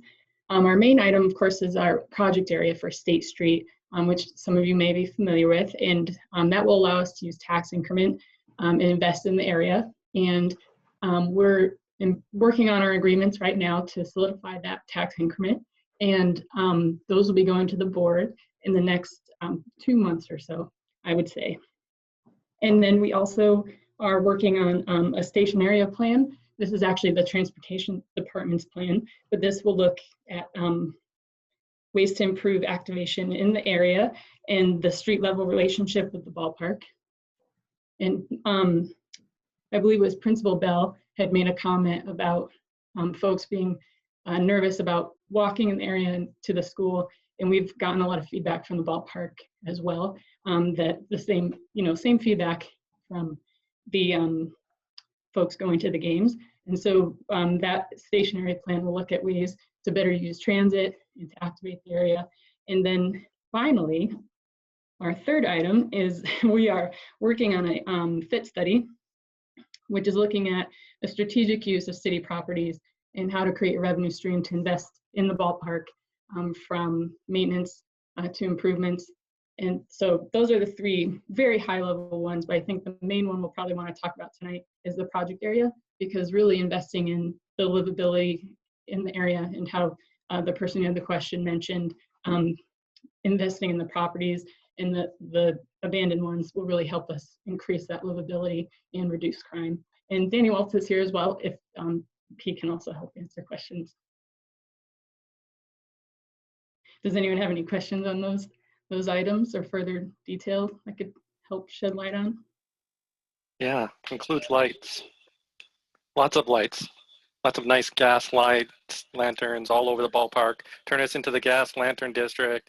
We've been, there's not a person here that hasn't asked for lighting in these meetings in the last 12, 13 years I've been here. So excellent. So make that your priority and you'll make people happy here. Okay, great, noted.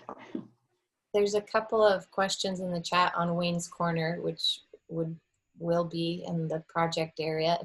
If the owner of Wayne's Corner is on this call, and if you have any interest in selling your property, please give me a call as soon as this meeting's over. Salt Lake City, I would love to chat with you. Wayne's Corner has been an issue for I don't know, who's been on this community council the longest? Mary? Chief, let Mary me know. Cox is on this call. She might be able to speak to that. Chief let me know this week that the gambling machines are gone from Wayne's Corner. That's great. Yeah, Mayor, that's been a sore spot for us for years. And I had them pull the stats since June 1st. We've only had 41 calls of service at Wayne's Corner now. That seems like a lot, but compared to what we normally have had, it's substantially down. But it's still in the radar and on the rotation. Chief Brown, one of the things that I'd like to mention that I experienced with some of the members of the press who may still be on this call is that some folks are afraid to call now because they're actively concerned about retaliation. Folks wouldn't appear on camera, for example, to talk about what's going on in the parking lot at West Temple and 1300 South because they knew that folks in that parking lot knew what their face looked like. And I think that's something that we need to consider when we think about calls for service. It's not pleasant, but it does affect people's ability to report some of these ongoing issues in our community.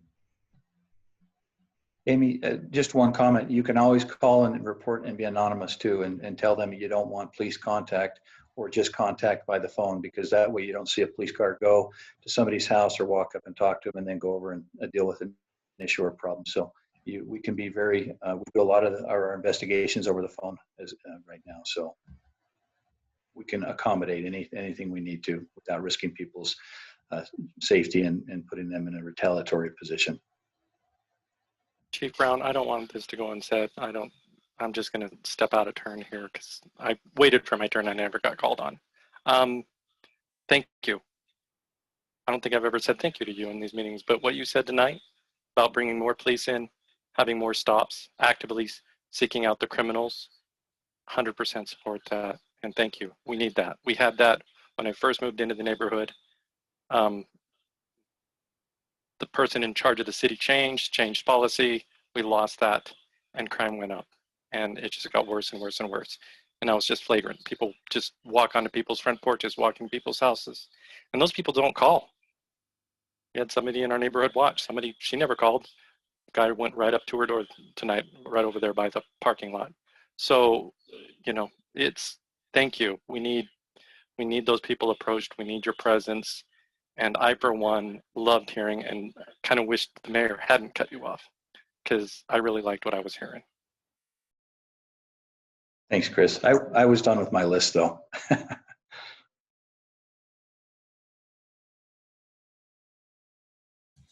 I know this is a question that multiple people submitted to me. Oh, Shelley, I think you were about to ask it, though. Please feel free to go ahead.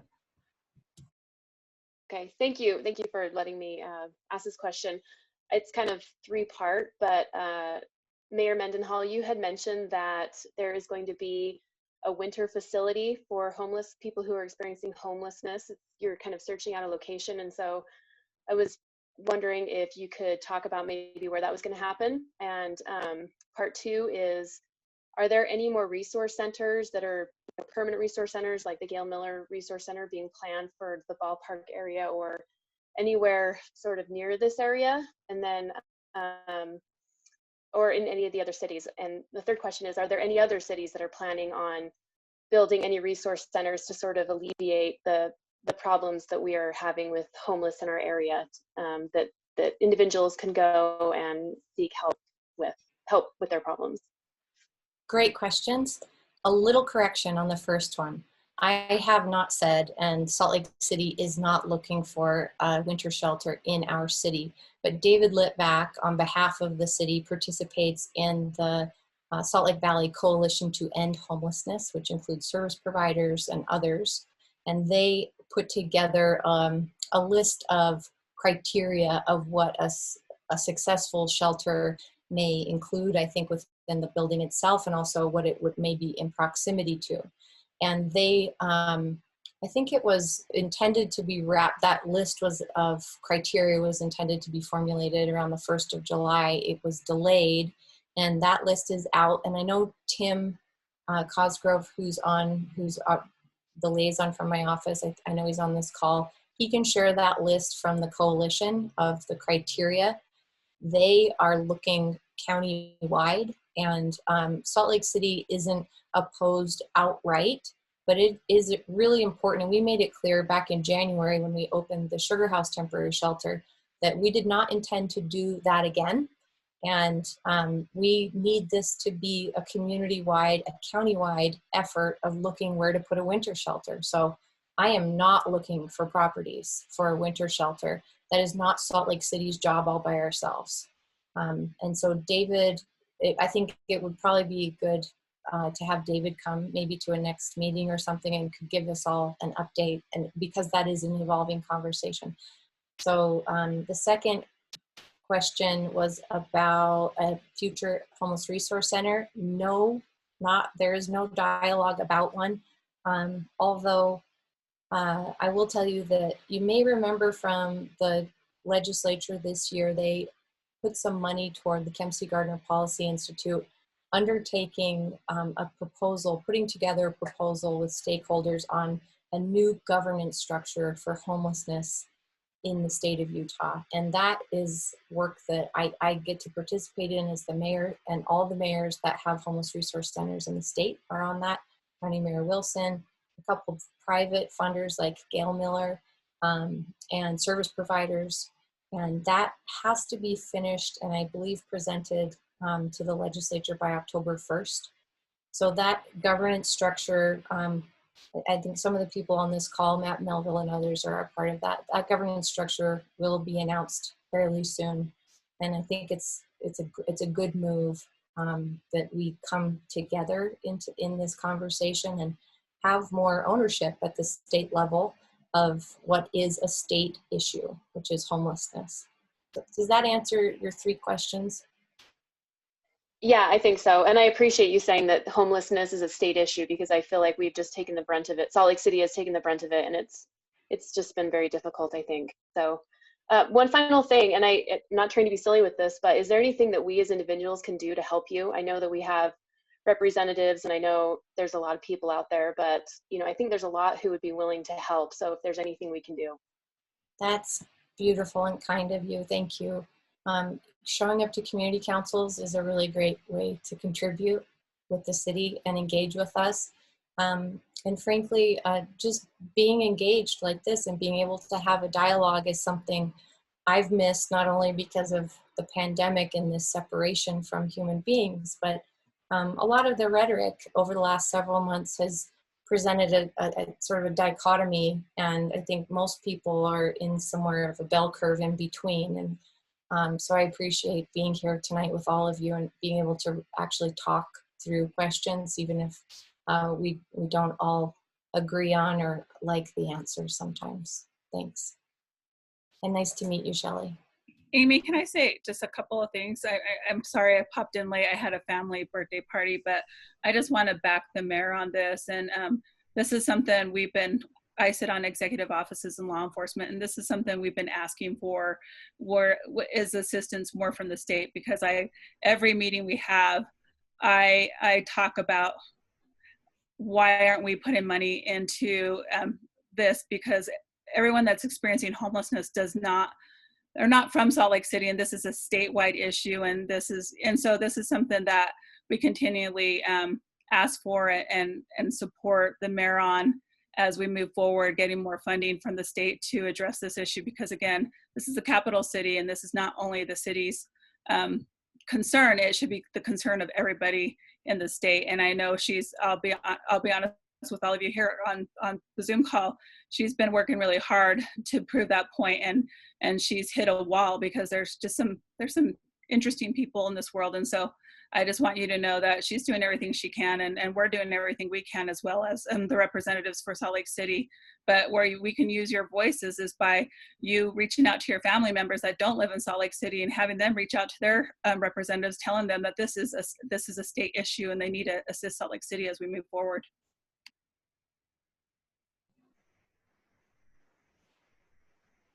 Before we move on from homelessness, I was hoping if we could talk about if the Salt Lake Police Department is going to work with the Gail Miller Homeless Resource Center to develop a procedure of what to do when somebody is ejected from the Homeless Resource Center because maybe they're exhibiting violent behavior to other guests. I know this is a major concern for the businesses on Paramount, for people who need to protect the other vulnerable populations on Paramount Avenue. And I know this is a big concern for Matt Melville and in his role of trying to keep his guests safe.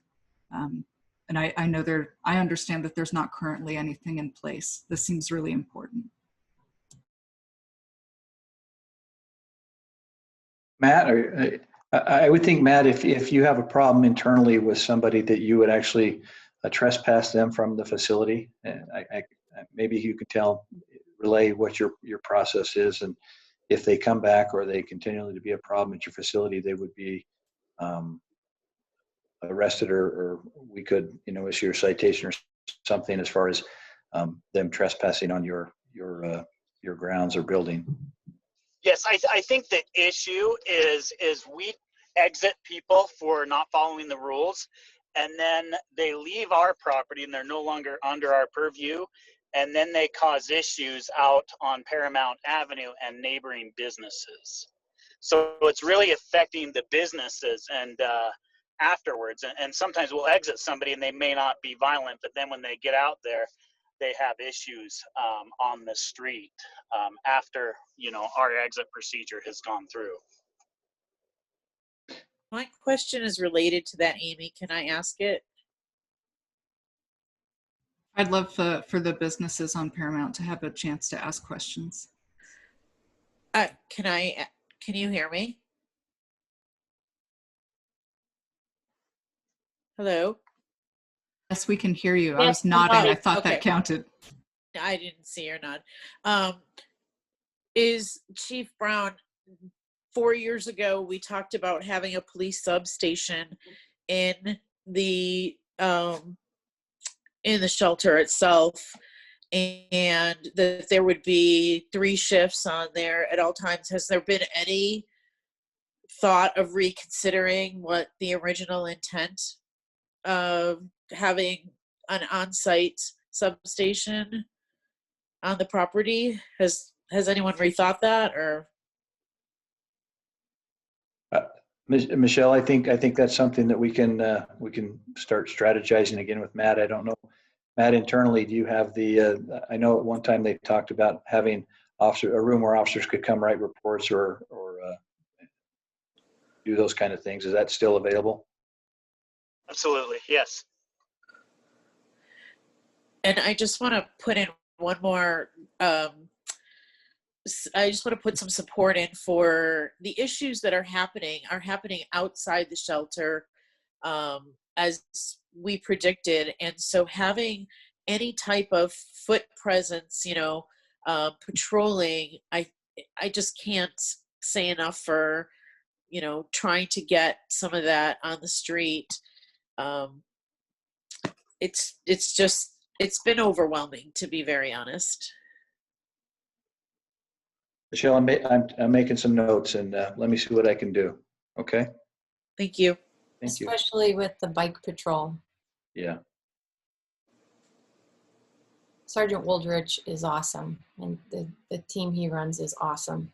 So I know they were there earlier in the week or later last week, but let's see if we can't get them in there much more consistently, Chief. Chief, I haven't asked. Maybe a potential solution I would like to jump on this year that we haven't been very good at jumping on in prior years. I don't know what the school bus schedule is going to be like this year. My daughter's going to start going to school from home.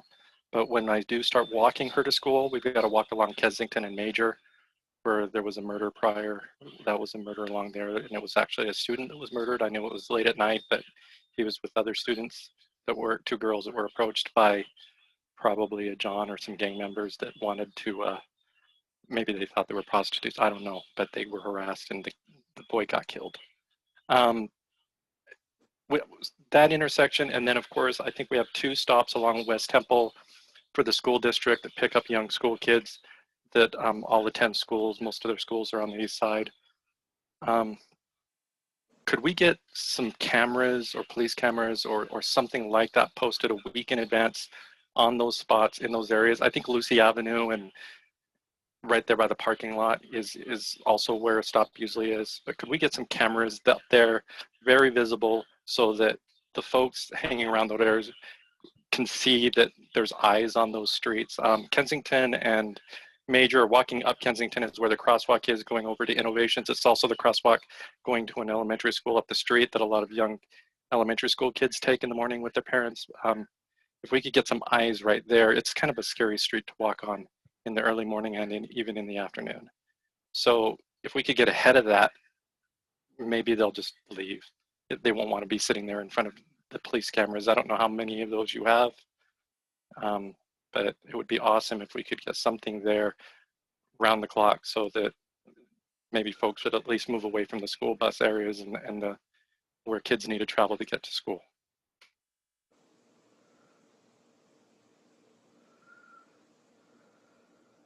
I think you're on mute. Sorry, Chief Brown. I wish I had $1 for every time I've done that. We don't have enough cameras. I wish we had more, and I know that the council has talked about that over the last little while. So they are very useful.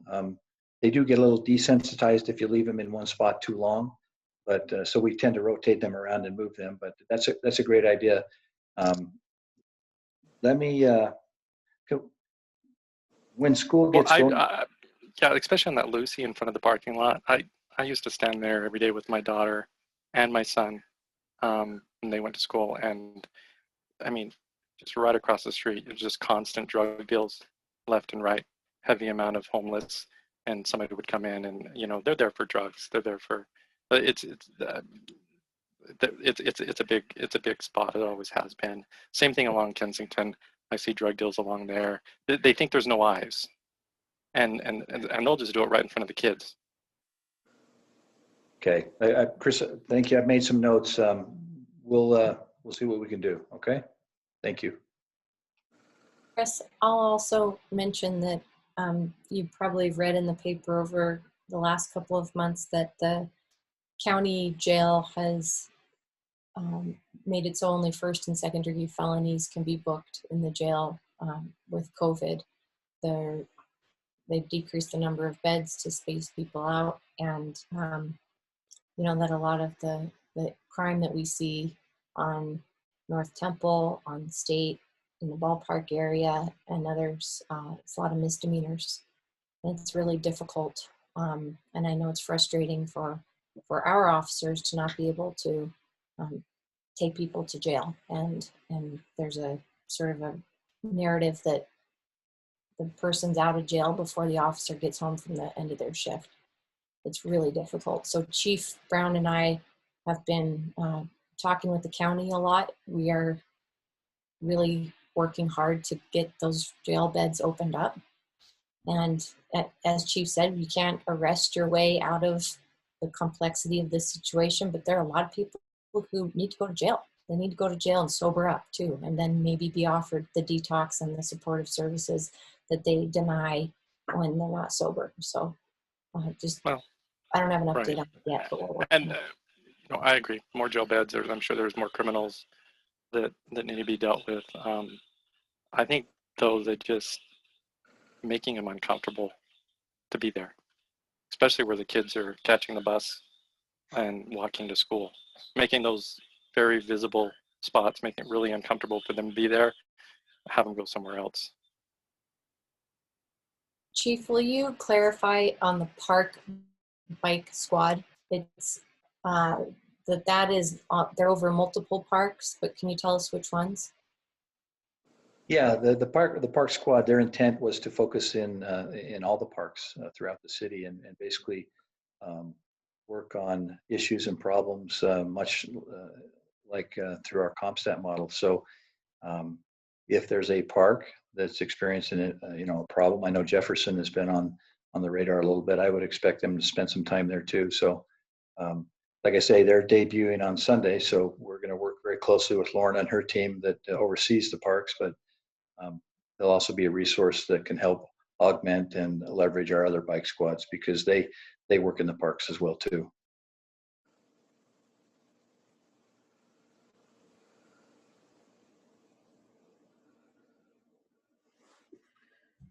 I guess I would ask for one other piece of data, if that's okay. You know, we keep talking about homelessness as the problem, but it's really not the problem. It's the few things that you've mentioned, which is addiction and mental health issues. And I would love to see some stats on what the resource center has accomplished in the past 2 years, whether it's getting people housing or if it's finding a stable place for someone who truly can't take care of themselves to reside, whatever it is. Because from the outside, to be very honest, it doesn't look good. Yeah, Michelle, there's a new director of the Shelter the Homeless Coalition Board, Lori Hopkins, and she has been putting together the most, I think, approachable, digestible, and understandable information I've seen come out of that organization. She would be a great person, again, to have come, but I'm also happy to ask her to forward that information to Amy so it can be shared with the community council, because those are reports that they're generating right now. Thank you. And Michelle, this is Matt. I would love to present at the next ballpark meeting our yearly totals. The team has actually been doing a lot of great stuff. We're not good at marketing. That's one thing we're terrible at, and we don't have time for. But we've gotten hundreds of people into housing the past 12 months. Our opening date was September 13th of last year. And we have made a significant improvement on housing, all things considered. So I would love to present and introduce you to some of our team members that have moved the dial significantly on this. I'll add on there that we had the First Step House opened a new affordable housing. The term is escaping me, but it's people even with zero income. It's the ultra low affordable housing, just on 5th East about a month ago. And Pamela's Place is opening with 100 units on September 15th or 16th.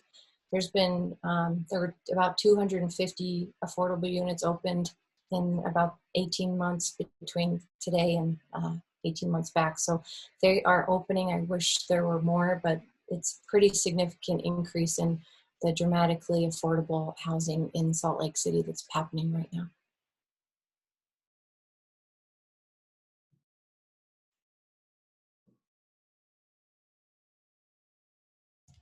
Looks like we've got some questions for Chief Brown in the chat, specifically maybe about the park bike police. To what extent can we expect them in Ballpark versus other neighborhoods with parks? Okay, I'm on mute. They're like I say, they haven't even hit the ground yet, but I would expect them to. I mean, their issues. I mean, Liberty, Pioneer, some of the bigger parks, but there are some of the pocket parks in some of these neighborhoods, especially like Jefferson, Madison Park, and some of these areas. I would expect them to be there too. So I know Steve. I was talking to Sergeant Woolridge tonight, and he's excited to have them come on because again, they can be a force multiplier for them and the work they do, and I think they can work very hand in glove on a lot of things they do. But our commitment to the community and to the council and everybody was that they would be a park squad. So I would expect a lot of their work to be in the parks, but parks do have many of the same issues we're talking about tonight. So I'll just give a reminder from when I was your council member and I was advocating for park rangers in our parks. That was under the Biskupski administration. These park bike squad folks who are just about to come live were the ones that's where my efforts landed. It ended up being in the police department, and frankly, I didn't want it in the police department. I didn't think we necessarily needed post officers. Chief disagrees, and we've had a couple other fish to fry, so we haven't had this discussion in depth yet as a city, but I'm grateful regardless to have more bike patrol out on the streets. That's a great thing. I don't want to take that away. But when it comes to these discussions about do we need police doing all of the jobs that we send them out there to do, Probably not on all of those jobs, and parks are one of those, but grateful for the bike patrol, grateful to have more of them. And another question that I got, and I'm going to say either, I'm sorry, I'm not sure if it's Bob or Tom Danielson has been waiting to ask a question, but I know that if parking enforcement can happen on Paramount Avenue, or if the parking restrictions could change there rather, when could we expect evening parking enforcement to happen? And I know everybody who lives in Ballpark can actually appreciate this, that parking enforcement can happen in kind of restricted hours. And if you live in the neighborhood with the ballpark itself, you know, sometimes you need parking enforcement to happen at kind of non-traditional times. Could Paramount Avenue expect some kind of enforcing of new parking regulations if they take place?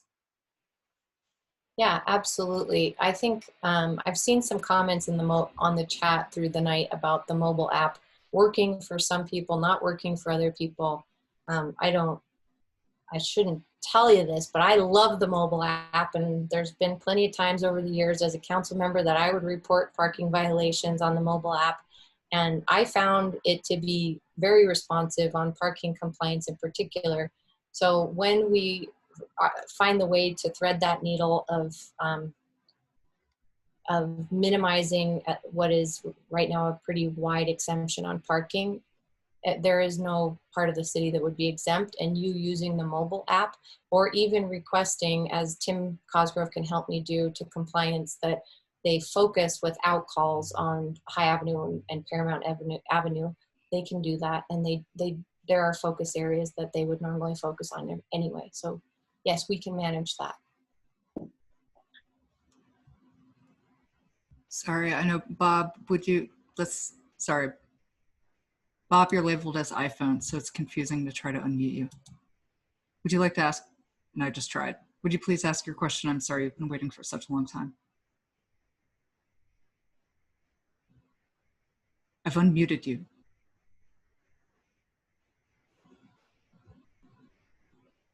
Bob, are you there?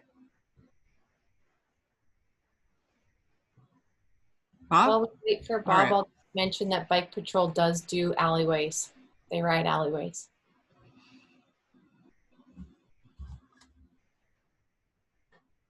I'm sorry, Bob, we can't hear you. I'm not sure why. And you're no longer muted, so I don't know why.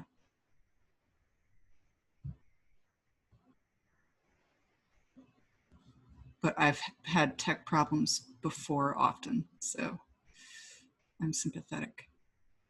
Maybe he has a separate mute button on his headset.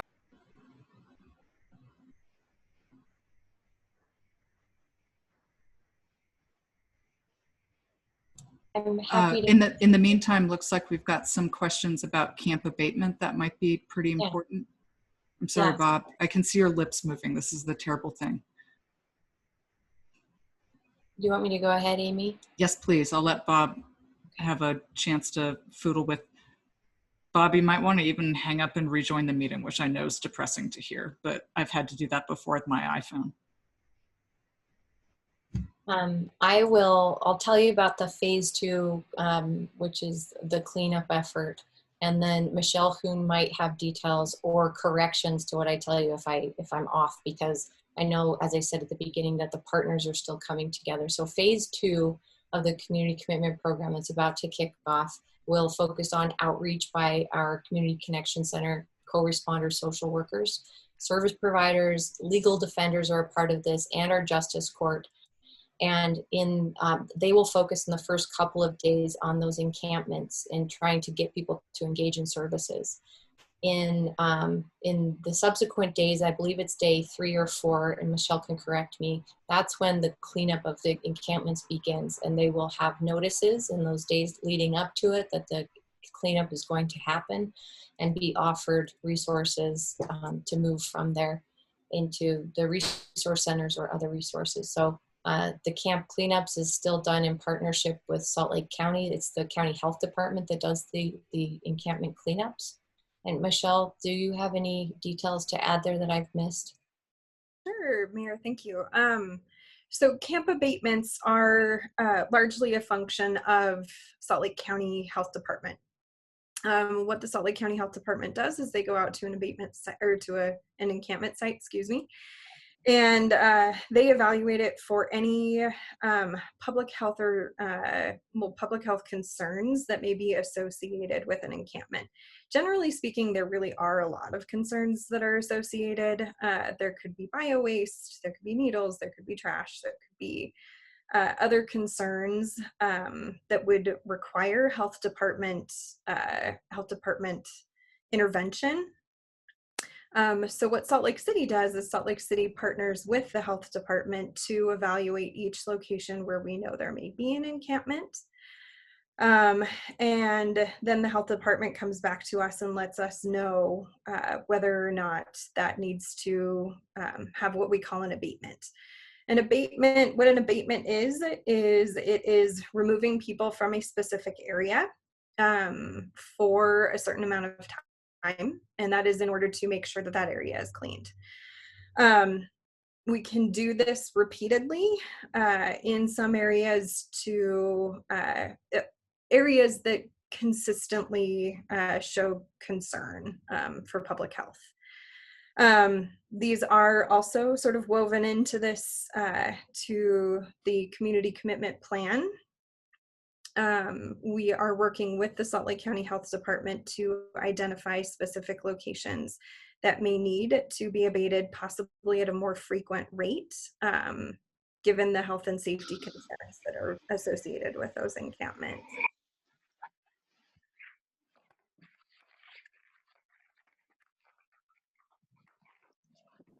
Michelle, I think I might add to that. I think one thing that's important for residents to know that I learned recently was that there's actually a really specific difference between an encampment and a congregation, and the way to clean that up is different. So what you just talked about was an abatement, which I believe is where there's structures and tents and things. Opposed to where people may just be gathering during the day, and that would be more just the advantage services. Is that accurate, my understanding of that? There are definitely nuances there. You are pretty spot on, I will say, Councilmember Mono. So thank you for asking this question. It's definitely important to for the community to understand. Typically, when you think of an encampment, you think of structures. You think of tents, you think of lean-tos, that kind of thing. And that's really how the city sort of defines it in our no camping ordinance. That's how we are able to tell as a city that this is a campsite. The county health department actually has a different operating assumption of what an encampment is. So an encampment can, under the county health department, look more like a congregation site. Like I said, what they're really concerned about is the public health concerns that may be associated in an area, and that can fall under congregation or an encampment site. So that may have been actually more confusing, and my apologies, but it is, this is a smart group, and it's good to understand those nuances, I think.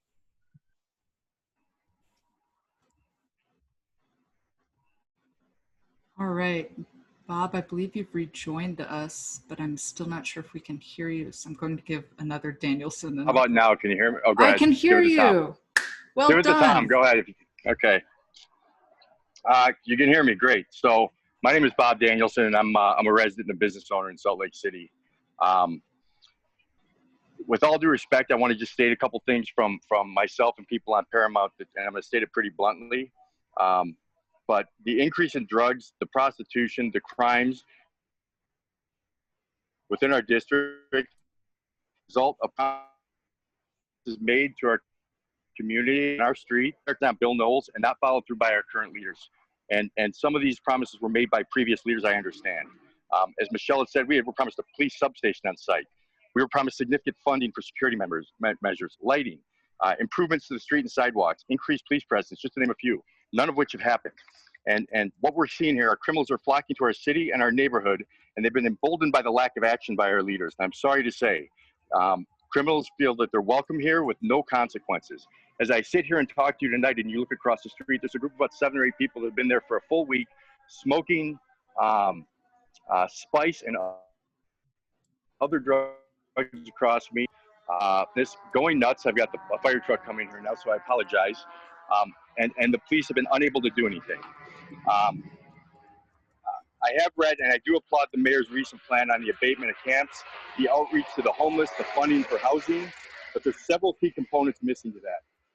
Number one, acknowledging that we have a serious crime problem in this city. Number two, what is the plan for those people in encampments that refuse the help or the shelter? Three, what is the differentiation in our government's mind between homeless in need and flat out criminals? And then what is a swift plan to eradicate criminals from our streets and make it known they're not welcome in our community? I can speak for the business owners on Paramount in saying that to start, we need four things, some of which I've heard tonight, and I'm very happy to hear it. Number one is Paramount. We need to make it a no parking street. As Amy mentioned earlier, I have a signed petition from everybody on this street, every business owner and resident on this street, asking that we become a no parking street other than one little stipulation for in front of Diggity Dog for pickup and drop off. Salt Lake City, the South Salt Lake shelter has no parking on that street, and I challenge anybody to drive by, as I did today, and take a look at that compared to how Paramount looks. Number two, we need the permitting and the enforcement to tear down that abandoned house at 238 West Paramount. Chief Brown, you mentioned that, and I commend you for that. I hope we get that done. We need permanent high-intensity lighting on the street. Right now, we look like we're in a war zone. And I appreciate the lights, Darren Mano. I really do. We could use one more temporarily, but at the same time, I want the street to be a model for what having a resource center next door to us and within our community can be. So it's nice and beautiful. And the most challenging is we need a motivated police force. We have the full support of the mayor and the police chief to do the tough job of cleaning up our streets and enforcing the law, and a district attorney who will fight to prosecute these criminals to the fullest extent. So my questions are simple, and the first one's directed at Mayor Mendenhall. Based on the petition that we have, can we count on your support, your full support, to make our street a no parking street and enforce it quickly? And then my last question that I'd like addressed by Chief Brown and Mayor Mendenhall is, what is being done to instill the confidence necessary in our police force? Understanding the current climate of our country and of our city. To instill the confidence in our police officers that they have the full support of our mayor and their chief to make the arrests necessary and send the message to criminals that they're not welcome in our city. Thanks, Bob. I'll take that first question and a bit of the second question. You would absolutely have my support, and actually you wouldn't need my support because you have the support of the property and the business owners on your street to put that no parking or restrictions in place. As to the enforcement, we talked about that a little bit earlier, where right now we don't have compliance out there enforcing on the parking, but again, that's a loophole that we're working on closing right now with regard to vehicles that are out there and basically centers of crime. So we're working on the compliance piece of that. That's a piece of the pandemic emergency operation. To your second question about instilling the confidence in our officers that they can make the arrests, I think I can speak for Chief, and I hope he'll say it on his own, that we absolutely want our officers to arrest people who are committing crimes. We want those people to be able to get the help that they need, and if they need to go to jail, we want them to go to jail. And so we're working, I hope you were able to hear that part about working with Salt Lake County and Sheriff Rivera to have them lift some of the restrictions, which right now are only on felony 1 and 2, and no misdemeanors are being booked into the jail. And this is a major problem for us. I'll end my little piece by saying Salt Lake City Police Department is the best police department in the state of Utah.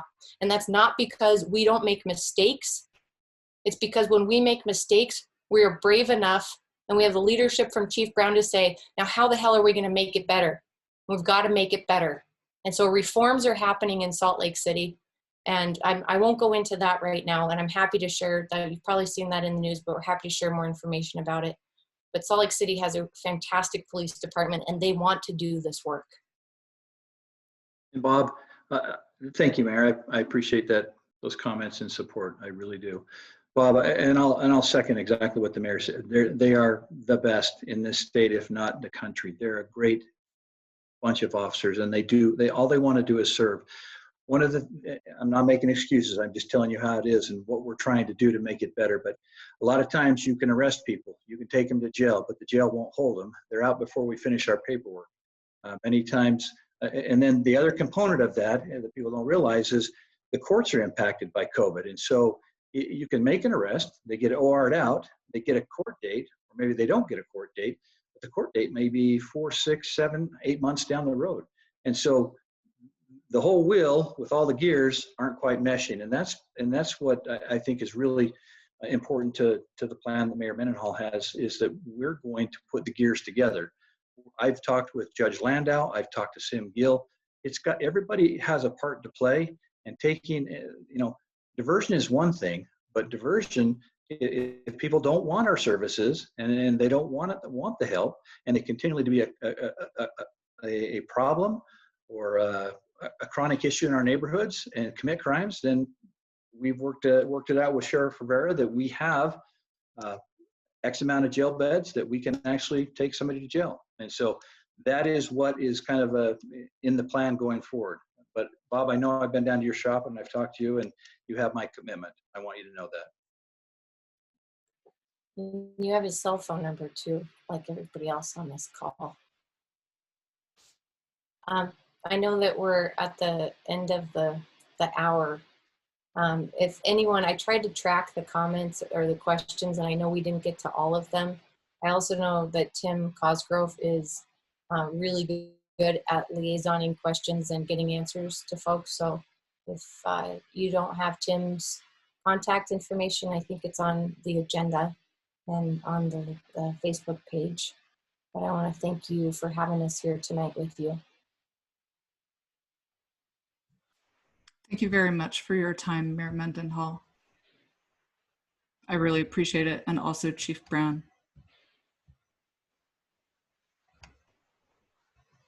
All right, folks, thank you very much for sticking with us through the end, as usual. This is the most well-attended meeting that we've ever had, and I think it counts. Folks know that policy change needs to happen when the community shows up. It's important. Thank you so much.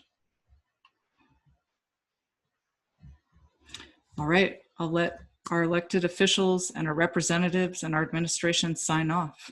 But if folks want to stick around and chat, I'm happy to.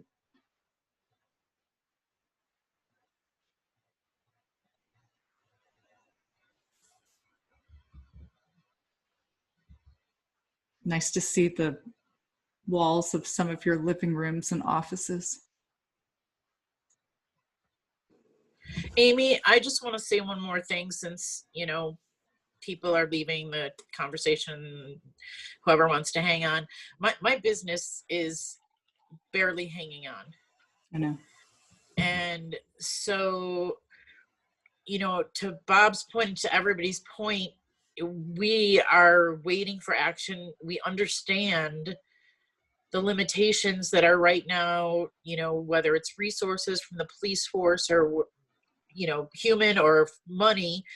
I just beg this ballpark council to please help me at least try and keep my business viable.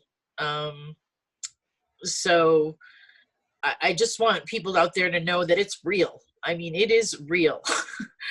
So any support and help we can get is appreciated. I know you've been hit by a triple, quadruple whammy. Now everybody is staying at home and working from home and enjoying having their dog at home instead of frequenting your business. And I am so sorry that's the case. In addition to every other challenge that we articulated tonight. Yeah. So anything we can do to help. The loitering is really a problem. And I understand that, you can't make people leave the sidewalks or anything, but perception counts just as much as the, whatever is real. And the drugs, the gangs, the prostitutes, the theft is real, but the perception doesn't help any either, at least for my customers and my employees.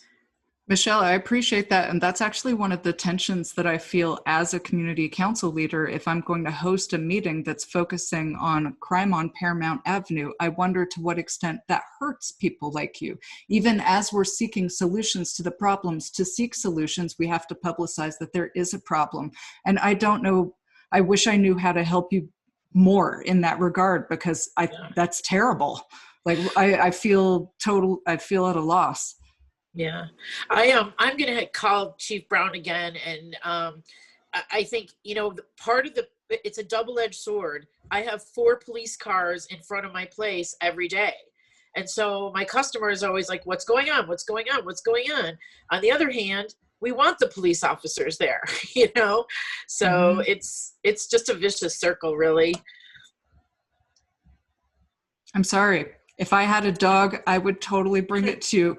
But I tried to adopt a dog multiple times over the course of the pandemic, and I've been waitlisted and booted.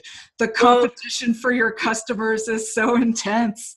It is. But again, I'm losing them, I think, to, you know, 25% reality and 75% perception. So I'll bring Bucky in tomorrow. He misses you. Okay. We miss Bucky. I'm one of those people that never leaves home now, so. Thank you, Ballpark resident, for suggesting it. I'm in the market for a specific kind of smashed-faced dog. Anybody who's watched me interact with a pug or a Frenchie knows that it's like I've been hit on the head with a rock. They're like the funnest dogs I know. That's not very professional. Well, thank you. I want to say thank you, Amy, too. I don't think a lot of people realize that what the Ballpark Community Council does is completely voluntary. And it's thank you, Shelley. Time, and it's a lot of time, and I appreciate it because I realize what that commitment is like. So thank you. Shelley, thank you and other people for talking to the media about your concerns around the neighborhood. That's not nothing either, right? You have to risk yourself looking foolish. You don't, but you know, I do the rest that. of us That's do. all right. No, but I do appreciate it. It's difficult. I think you're in a difficult position because the council, while, you know, there are a lot of people that come to us, you know, the rest of us for input, I think they don't realize that, you know, it's what you're doing is voluntary, and what everybody on the council is doing is voluntary. It's of your own time. So it'd be good for everybody to know that.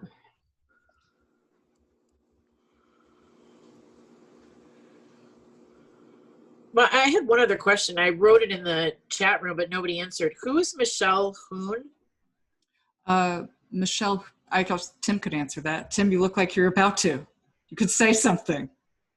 Michelle's the manager of our homeless services for the city. She replaced Sandra Hollins when Sandra took another position. Okay.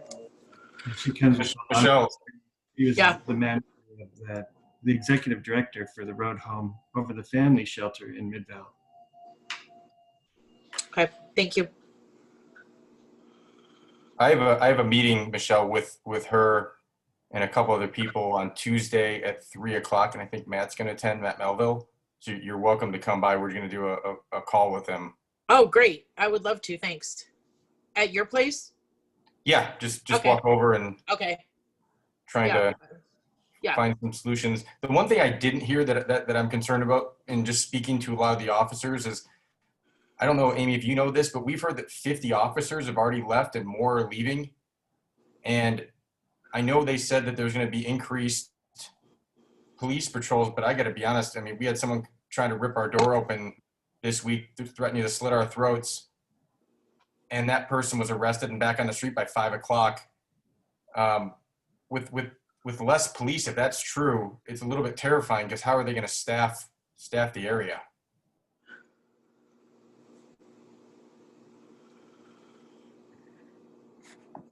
I wish I hadn't answered your question, Tom. By the way, it's nice to sort of meet you face to face. I've met your brother before at a Homeless Resource Center advisory meeting, but I haven't had the chance to meet you. Thank you for participating tonight. I know that your safety concerns are nothing that most of the rest of us have to face. Amy, Joel Briscoe. Hi, Joel Briscoe, representative. I've heard of 5 police officers deciding to change careers. I've not heard of 50.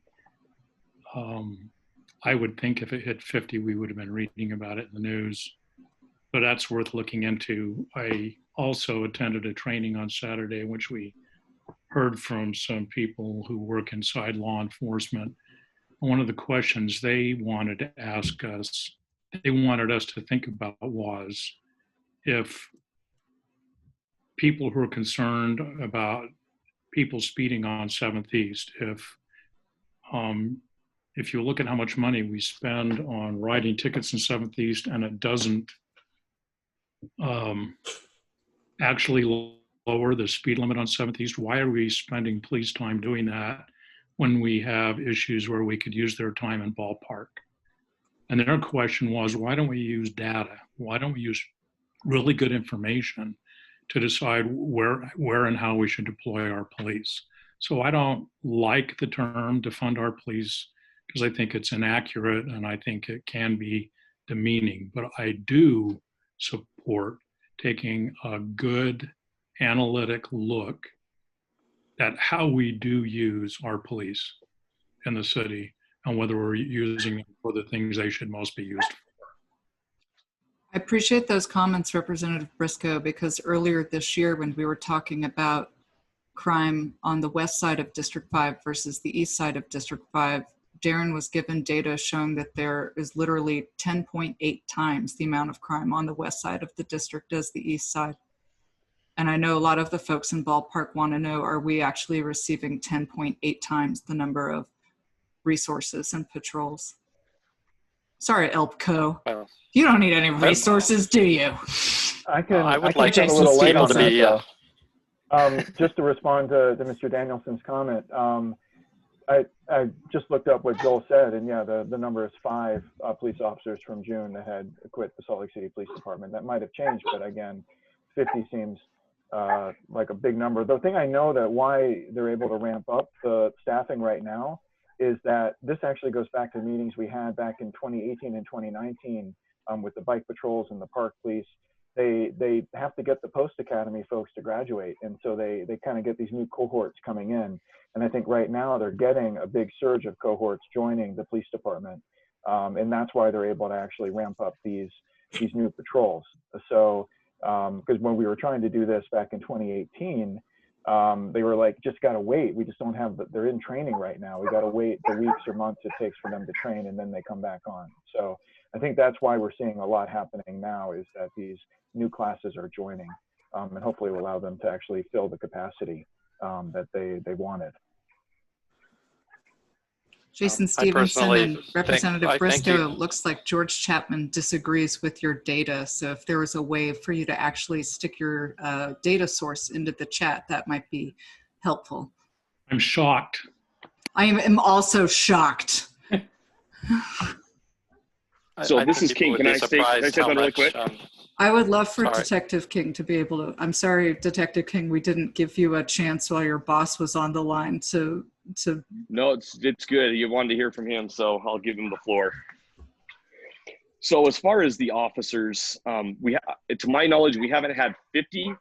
I can't give you the specific number. I know that we have had some that have looked for other job careers and just have moved on and retired and a lot of stuff. I can't give you the exact number, but as far as like the speeding and a lot of that, a lot of our force is being reassigned to dealing with like the protests and a lot of other stuff. I know that we do have some tools that for like the speeding, that we have boxes that we can put up on poles that we can clock and count and get a data over a long period of time of when the speeders are at the time. So it's not like an officer is sitting out there just wasting time. So we do have some different technologies and stuff that we use, but a lot of it is just getting, with the protests, is just taking up a lot of the resources. I know that I come in and I work my shifts, and then there's like, it almost seems like every other weekend I'm being put on standby or something to come in and assist with mobile field force, helping the public order unit and different stuff for a lot of the protests. And so there's just a lot going on right now.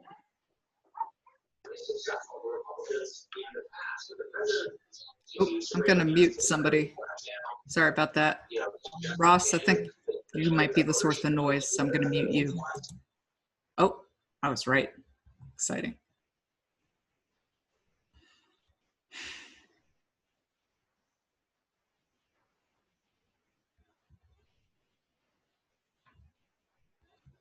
All right. Any other?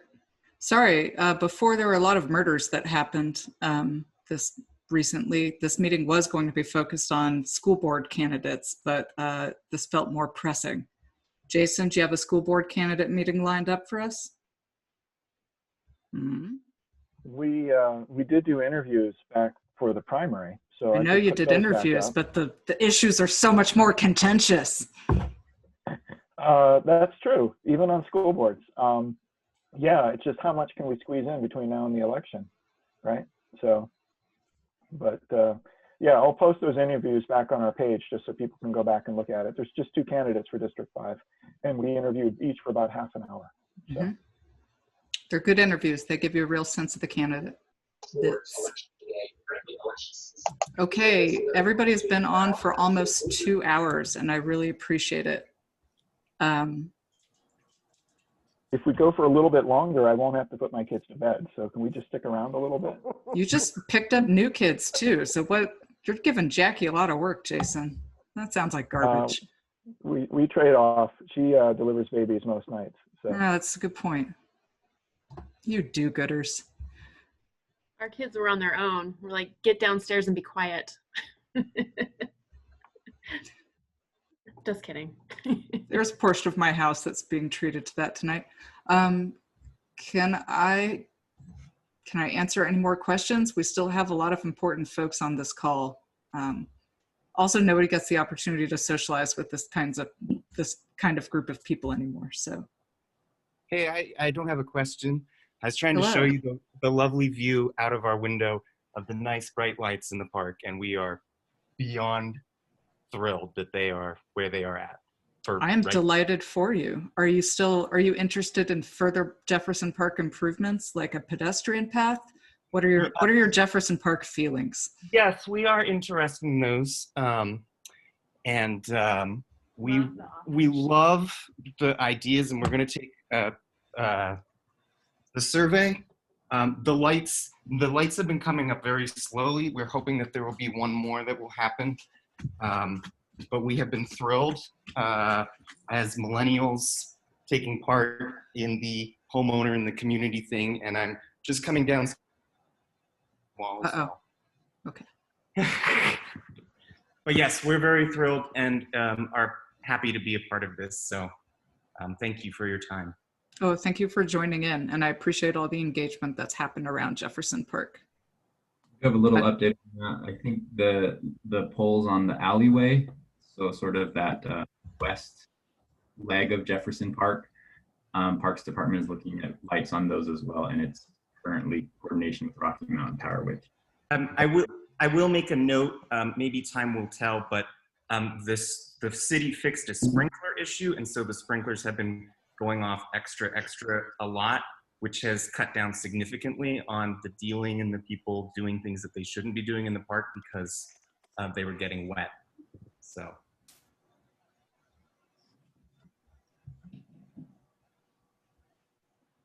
All right, I'm going to keep this open until folks all want to sign off, but you all are welcome to hang out or check out. Is that all it takes? I just need to turn my sprinklers on and keep them on all day. The other thing, Amy, I don't know if any of you have spoken to Chief Red. He ran Operation Rio Grande. Yeah, I'm not sure if you were at our meeting a couple months ago, but Chief Red actually spoke to all of us as a group. We were incredibly impressed with him, his pragmatism and his honesty. The man's amazing, and he gets things done, and he is pragmatic. And it's unfortunate because he said that he's got all the data from the Rio Grande ready to be sifted through by the U of U, and all he needs is an $80,000 grant from the state or city to go through that data. And if we mine that data, I feel strongly the more data we have, it's just like in the medical field, you can address the systematic issue better. So I pray that he's able to get those funds and we can get that data. You know, we have an amazing university at the top of the hill that can help us out a lot, and I hope we actually do that. Tom, I don't know if you realize that you're flattering me by saying that, but I really appreciate it. And I'm also a data hound, like some other folks on this call. I know some people in urban planning, and I wonder if they can help understand where that grant might be in terms of whether or not it's being funded, or if there are students who might be interested in working on a data set like that independent of a grant. So thank you for saying that, and I'm going to catch up with Chief Red to inquire further about that.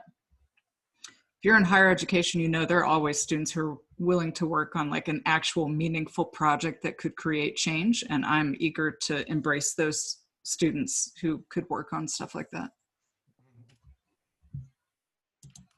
That'd be great. I know he there's you know, that data would really help us, and he feels strongly that data will help us and actually how to attack the problem versus just, you know, doing the wrong tactics over and over again.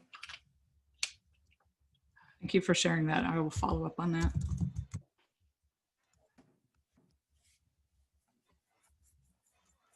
What else? What else are we going to solve tonight?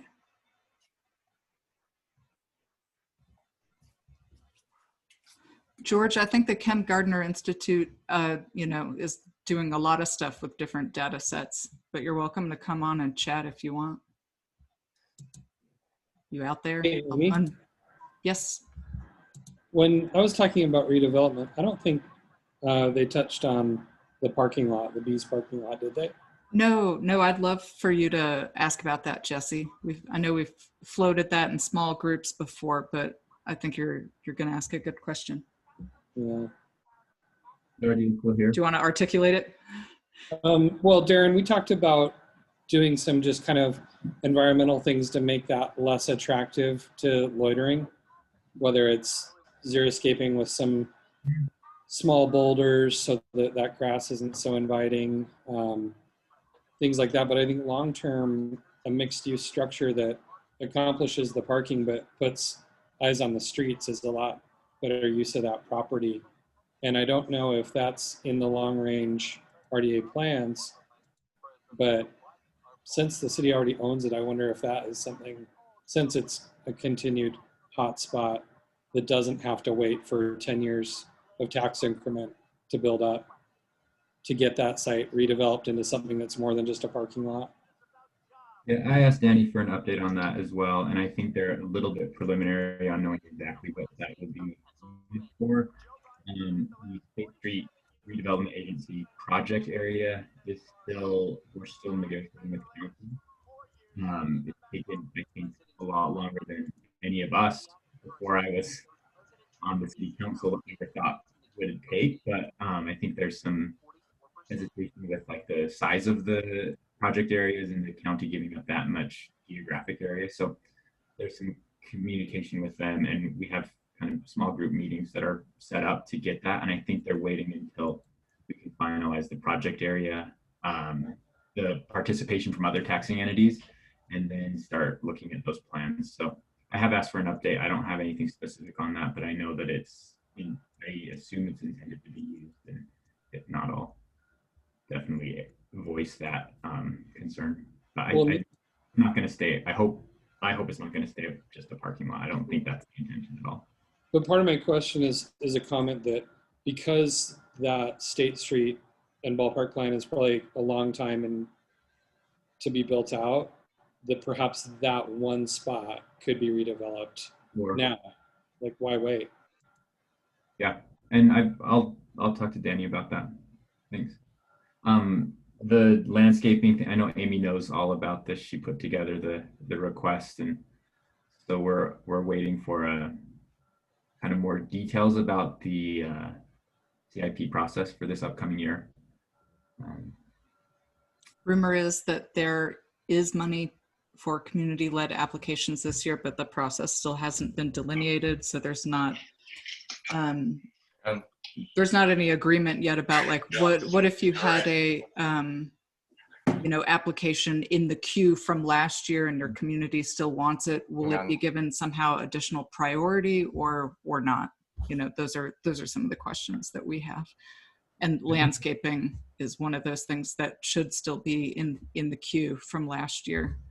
And I would hope that, considering that the community still is interested in it, that would make it count for more in terms of some kind of weighted criteria. Yeah, I know one thing that they're wanting to look at least what I've kind of heard, was in addition to the old process, so not just going back to the old one, but looking at how to spread the dollars throughout the whole city. Whereas there's some neighborhoods that have really sophisticated grant writers that live within the neighborhood and are able to put together much more sort of finalized and detailed applications, and trying to make sure that the money gets spread throughout the entire city is something that being looked at. Why, Darren, you don't think I've applied for federal level grants and received them before? You would be mistaken. Yeah, I think that is more in relation to some of the further west side communities, which have traditionally not gotten a lot of funding. Fair play.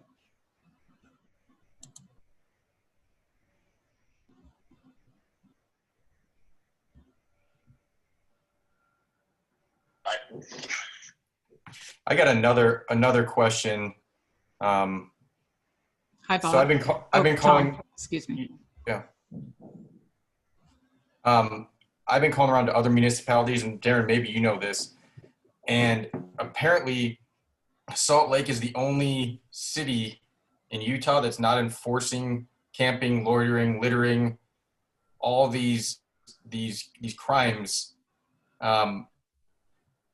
And what we're hearing from other police officers is that's a big part of the issue. I mean, I've told you a million times, I've had my daughter, people threaten to kidnap my daughter. We've had 4 people at our building with attempted stabbings. And honestly, we see the people back in front of the building a day later. It's terrifying. So we're trying to figure out what the city's actually going to do to start enforcing some of the crime. Because I Matt's a saint, and what the resource center is doing is amazing work. But the people that we're talking about are making his job harder, and it's dangerous for the citizens. So I didn't hear really good answers about what was being done to actually enforce crimes, other than arresting people doesn't work.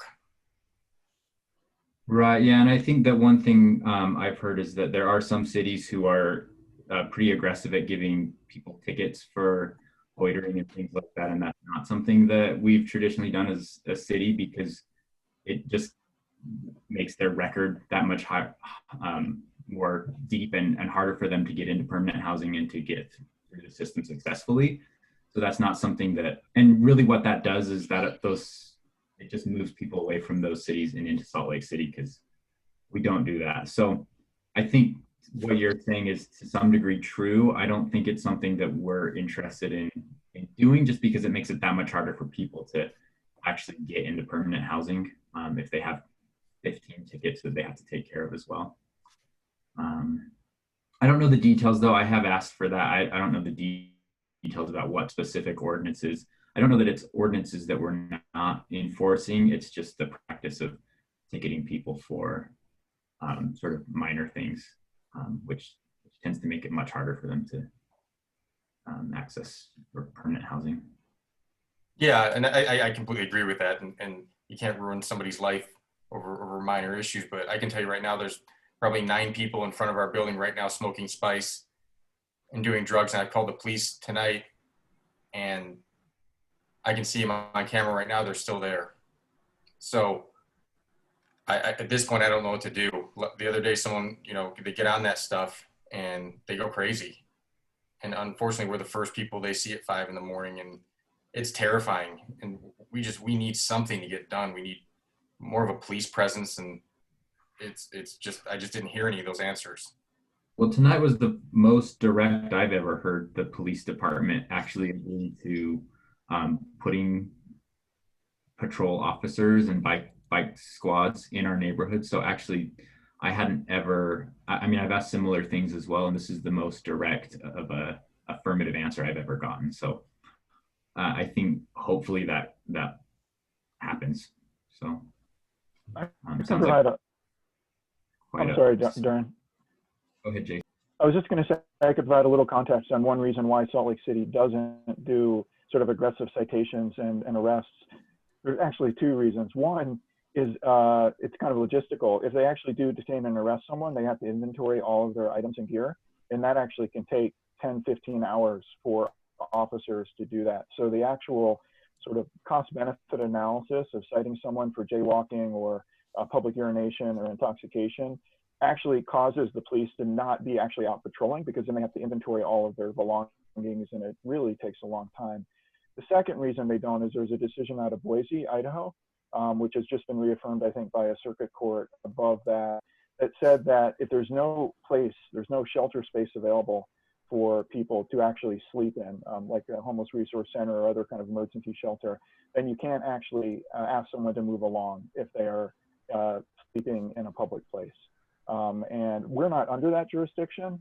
It's a different circuit court, but Salt Lake City and other municipalities in Utah and other states are following that rule just because it seems to be where the law is going, that if there's no available beds, you can't actually move people along in the middle of the night.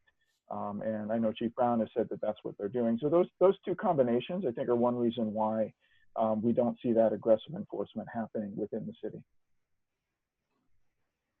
Jason, do you know if there are cities, what Tom was alluding to, cities with Lake County that are doing that? You might know from your work. Yeah, you know, I mean, one issue is that it's not as big of an issue in some of those other cities, so we don't hear about it as much. I know Ogden, I think, follows the same protocol that Salt Lake City does. But Midville, Murray, during Operation Rio Grande, you would actually, there were a couple of reports, Fox 13, a couple other news stations went and followed around officers, and you could actually see them doing things like trespass and citations and so forth for sleeping in public spaces that Salt Lake City was not doing. So I think there is a difference. There is a bit of a bubble here. Some of that is just based on, I think, the capital city versus other city differential. Amy, I remember when we met with Aaron, we talked about this issue and understanding the constitutional issues with not allowing loitering. We brought up the idea of why don't we talk about certain spots where loitering is the biggest problem, and as long as people can go somewhere else, there are certain places that loitering really shouldn't be allowed, in front of schools, in front of shelters, places that are real trouble spots. So as long as there is an outlet, it seems like that is a fair way to address the constitutional question. Yeah, Jason, can you speak at all to the idea of overlays? You know, I got like a 3 on my LSAT, okay? So that is a whole area that I do not understand at all. Talk to me about medical stuff. That's all I know. Sure. So I don't believe you can do overlays because on public places, the one difference from that is like a drug-free zone, you know, around schools. And that is, you know, there's some way they got around that for drug-free zones to have enhanced penalties in those areas. But I don't think you can actually prohibit people from sort of standing around, loitering, you know, doing their thing in certain public spaces, like school bus stops or parks and things like that. You can have, I think, reasonable things like nothing after dark between certain hours and so forth like that. But you really have to watch out for selective enforcement of where, you know, if it appears as if you're going after a certain class or type of people, then you can get in deep trouble if that can be pointed out. One discussion I've heard come up again recently, which is something that has not happened in the past, and I think there's a lot of good reasons why it hasn't, but I think maybe the opposite of what you're saying, Jesse, but like a sort of sanctioned camping area. I think there's a lot of reasons why that hasn't happened. I've heard it, the idea floated. I'd love some of the more experienced people on this call that know about these issues to weigh in as to whether that's a good idea or not. Hey, Darren, go on, Matt. what did you say? Camping, sanctioned camping? Is that what you said? Sorry, it cut off. I've heard the idea come up in various places recently. I know it's something we've never done, and I think there's probably really good reasons why not, but I'm not an expert in that, so I'd love if you could. Okay, yeah, so we've talked about this a lot in the Salt Lake Valley Coalition to end homelessness. The idea is getting pushed around by a lot of people because they've heard it in other places. We're actually not focusing on that. We don't think it's best practices. We think there's better use of money. A lot of times those sanctioned camping areas tend to be very expensive to patrol. And then it gets to the point, in Seattle where police didn't want to go into the sanctioned places because they felt threatened even. We would rather spend our time and resources on getting people into housing. And even some of these sanctioned camping places, they're hard to locate, to find a place that'll do it. And then if you create it, there does need to be expectations for that area. And a lot of the people that are currently camping are camping because they don't want to access a shelter, because they don't want to be held to a higher standards of there's no drugs, there's no violence, all of those things. So sanctioned camping, you could create one and you might not get anybody to show up into it. So that we think that there's a better solution for our community. So nobody in the homeless service network that I know of is pushing for sanctioned camping. We actually think we can do it better ways through maybe another emergency winter overflow, which is, being floated in the county, in addition to St. Vincent de Paul, which seasonally opens on October 15th, but could open October 10th if conditions are needed for that.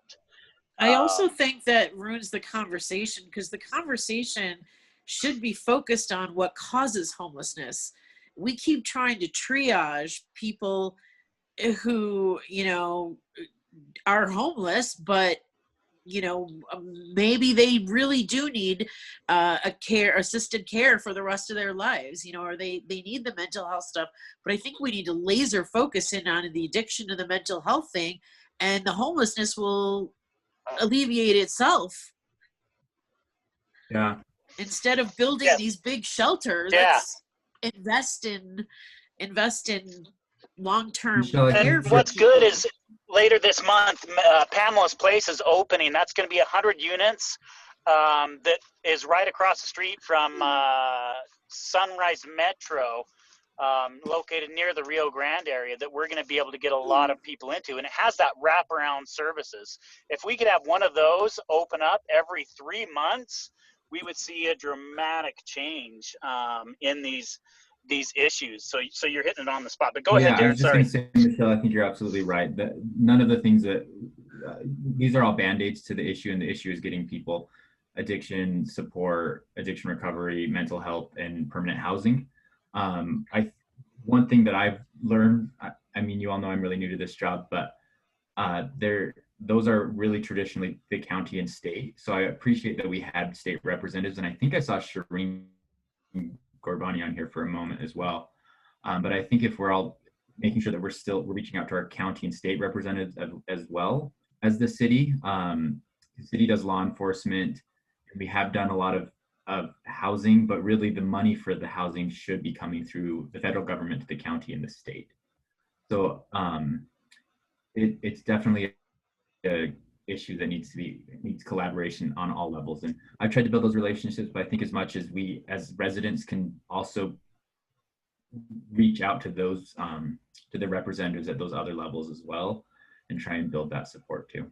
One thing too, that talking about preventing homelessness, the city has recently released funds for people that are at jeopardy of losing their housing.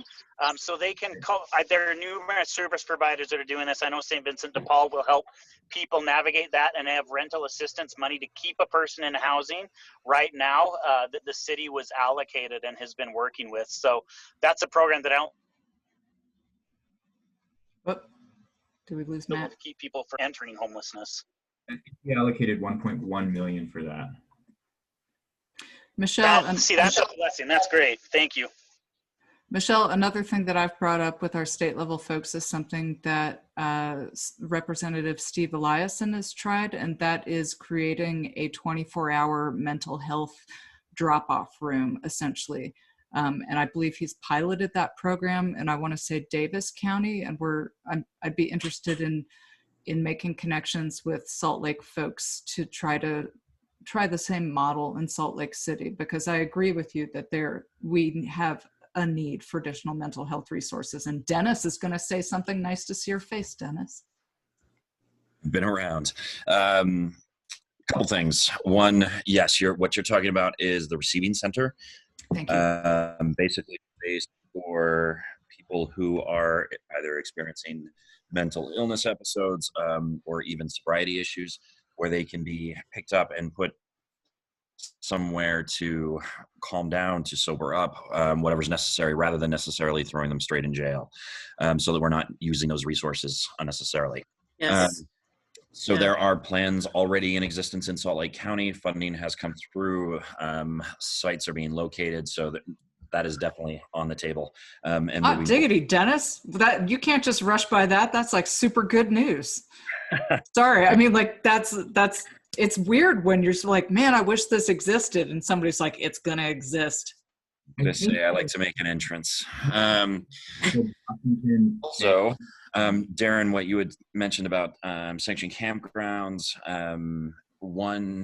Just a couple of points that if the city in this instance were to sanction a campground, you would then also be responsible for everything that occurs within that campground. And just the sheer level of security necessary makes it not very financially feasible. Plus, once you create that level of security, then the people that we are finding on the streets that we want to be in those areas don't want to be in there, and we can't necessarily force them to be. So we're not solving the problem that we're there to solve anyway.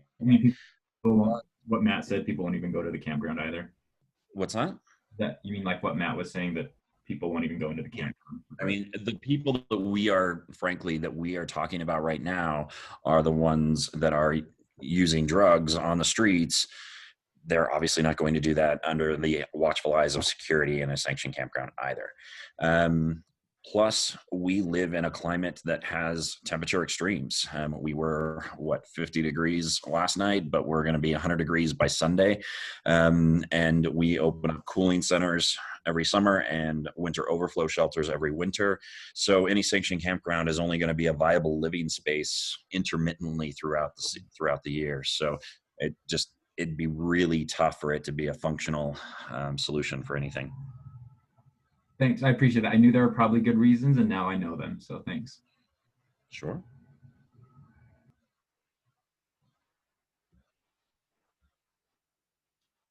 I would say for Paramount Avenue, citations aren't going to do anything. I think what would really move the dial for us is that boots on the ground by police, and if they can get that sub-precinct or whatever that might be, the more of a presence down there will keep the people from smoking spice in front of, the Danielson's place and other places along there. Boots on the ground is what we learned a lot from Operation Rio Grande. We do a lot differently where we did do it again, and Jason can go into a lot of the details as well with what was wrong with it. But just a simple police presence walking down the streets, asking people how their day's going, what resources they need, that co-responder model with the Community Connection Center could change that street significantly. Thank you, Matt. And thank you for talking about the issues that you've had to deal with. I hope I wasn't too pushy on your behalf.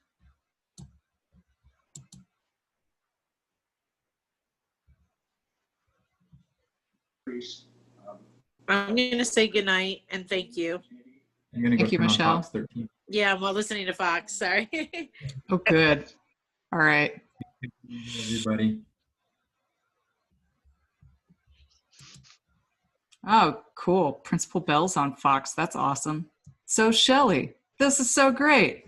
Our Zoom meeting is on Fox. How hilarious. Sorry.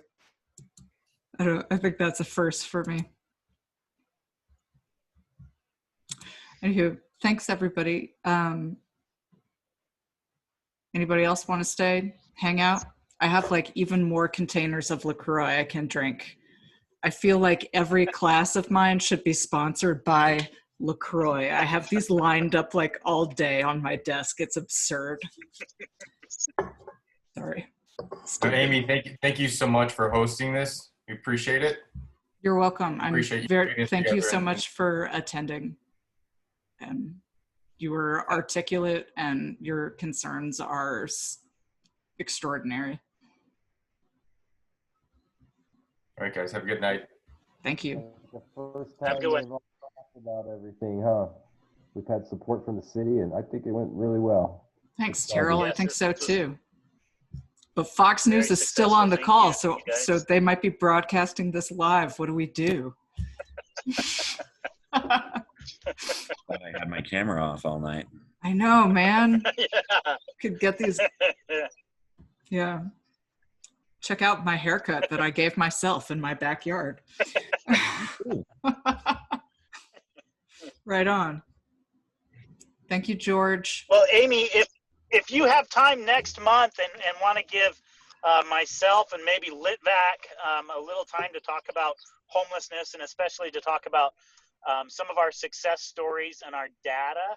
I would I would absolutely love to give you do. a platform. It's been 1 year and we're not good at talking and we're not going to pat ourselves on the back because there's always more work to do. But I'm really, really proud of the work our team's been able to do. And if we can clean up the street and get more good people coming into the center accessing services, we will continue to get great results. But I'm worried that the streets, word spread quickly, and if people don't feel safe outside of the building, they won't access. The people that need to come in won't. I feel you. And I wish I had made greater emphasis on the fact that one of the homicides that occurred in our neighborhood was somebody who'd stayed at your center. Like I can't, I mean, I know not everything is a success story, but that is that must feel personally devastating to a few people, I would guess. When we found out who it was pretty hard for some of our staff, as you can imagine. But yes, hopefully we have their attention, and that we will get action within the next, few days and weeks and month. I think this was very, very productive. So thank you so much for putting this all forward, and the time you spend outside of your day job helping this be a successful, thriving. Yeah, I think I got cred up at the med school for actually trying to make a difference in the health of my neighborhood in a pretty non-traditional way for somebody who was a medical school person. But I also get a lot of side glances, so take it for what you will. Amy, since you're such a fan of scientific journals and the like, I'll send you the copy of the annual report on homelessness. It's got all the charts, basically all the stats that you data. Yeah. So you can share. Thank you, Dennis. I'd love that. It gives you a lot of the info that you're asking about, and it's fairly recent as well. It was just issued last few weeks. Hot diggity. And please give me a gentle nudge if I'm ever quoting something like wildly off or whatever. You're friendly. You do it. Jeff, nice to see your name on the call. Are you still with us? Let's unmute everyone. I will put in a quick plug that based on the numbers. Yes, I'm still here. Hi, Jeff. Based on the numbers from the last pit count, point in time count regarding homelessness, homelessness among homeless veterans was reduced by about 50% over last year. So that was good. That is good.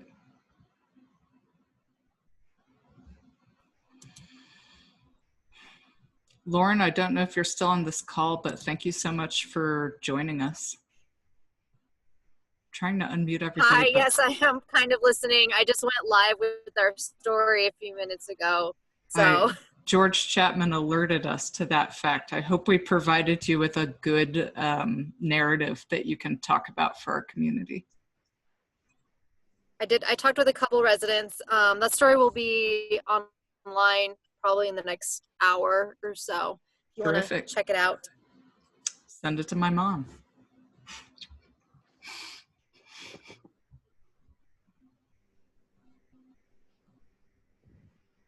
Allison, will have to get you some FaceTime with our community too. Yes, yeah, I'm excited. It was great today getting to know some of the neighbors. I guess I can turn my camera on. And yeah, learning more of the dynamics, and I'm excited to get into the neighborhood and get to know you all. Yeah, this was actually way more civil than our July meeting where there was shouting. But that, yeah, Terrell's pulling a face because you know. Thank you, Terrell, for helping to keep it civil. That was a tough crowd. But anyway, so I hope we seemed polite and civil and like a group that you can work with and on behalf of and all that good stuff. Yes, definitely. There's a lot of really passionate, committed people in the community, and that's great. All right. Am I allowed to shut this meeting down? Folks want to go home and go to bed? Let's do it. Okay. Let's do it. I just wanted to give everybody all the space they wanted. But I think we hit 98 participants, which is a bonkers record for us. So I saw 99 once. I saw 99. I'll take that. I'm sticking with 99. 99 Luft balloons. All right. Yeah. Thank you, Matt. You're a Have a champion. good night, everybody. You're a champion. I love these things. I love the ballpark community. You are extremely generous with your love, Matt. I've got a lot of family history in the ballpark community. My family goes back, so I've got roots here. So it's not just work. Maybe your ancestors and Lloyd's ancestors got in fights with each other, because I think he's got some some roots here too. Possibly. Mm-hmm. All right, Lauren, George, etc. I'm gonna sign off. Don't make me feel weird and guilty, but I'm gonna make this happen. Dennis, I hope the next time I run into you, you're not driving past me doing an interview. Yeah, that was pretty funny. You see my gesticulations? I did. I saw these hand motions, and I was like, "What? He's doing this?" And then, like right after you drove by, some people walked by and accused us of being Crips, which was great, since neither the camera person or the person interviewing me was from Salt Lake. They both knew what Crips were. And you are still wearing blue. Oh, that's right. Yeah. Yeah, me and Joe Biden, Crips. Either that or you're a BYU fan, so either way, it's not good. Let's guess which one of those is possible. Which is worse? Yeah, which is worse? Boo. All right. Have a good evening, you all. Thank you so much for coming. Terrell, you saved our bacon. Thank you so much. Good job, Amy. Thanks so much. Thank you.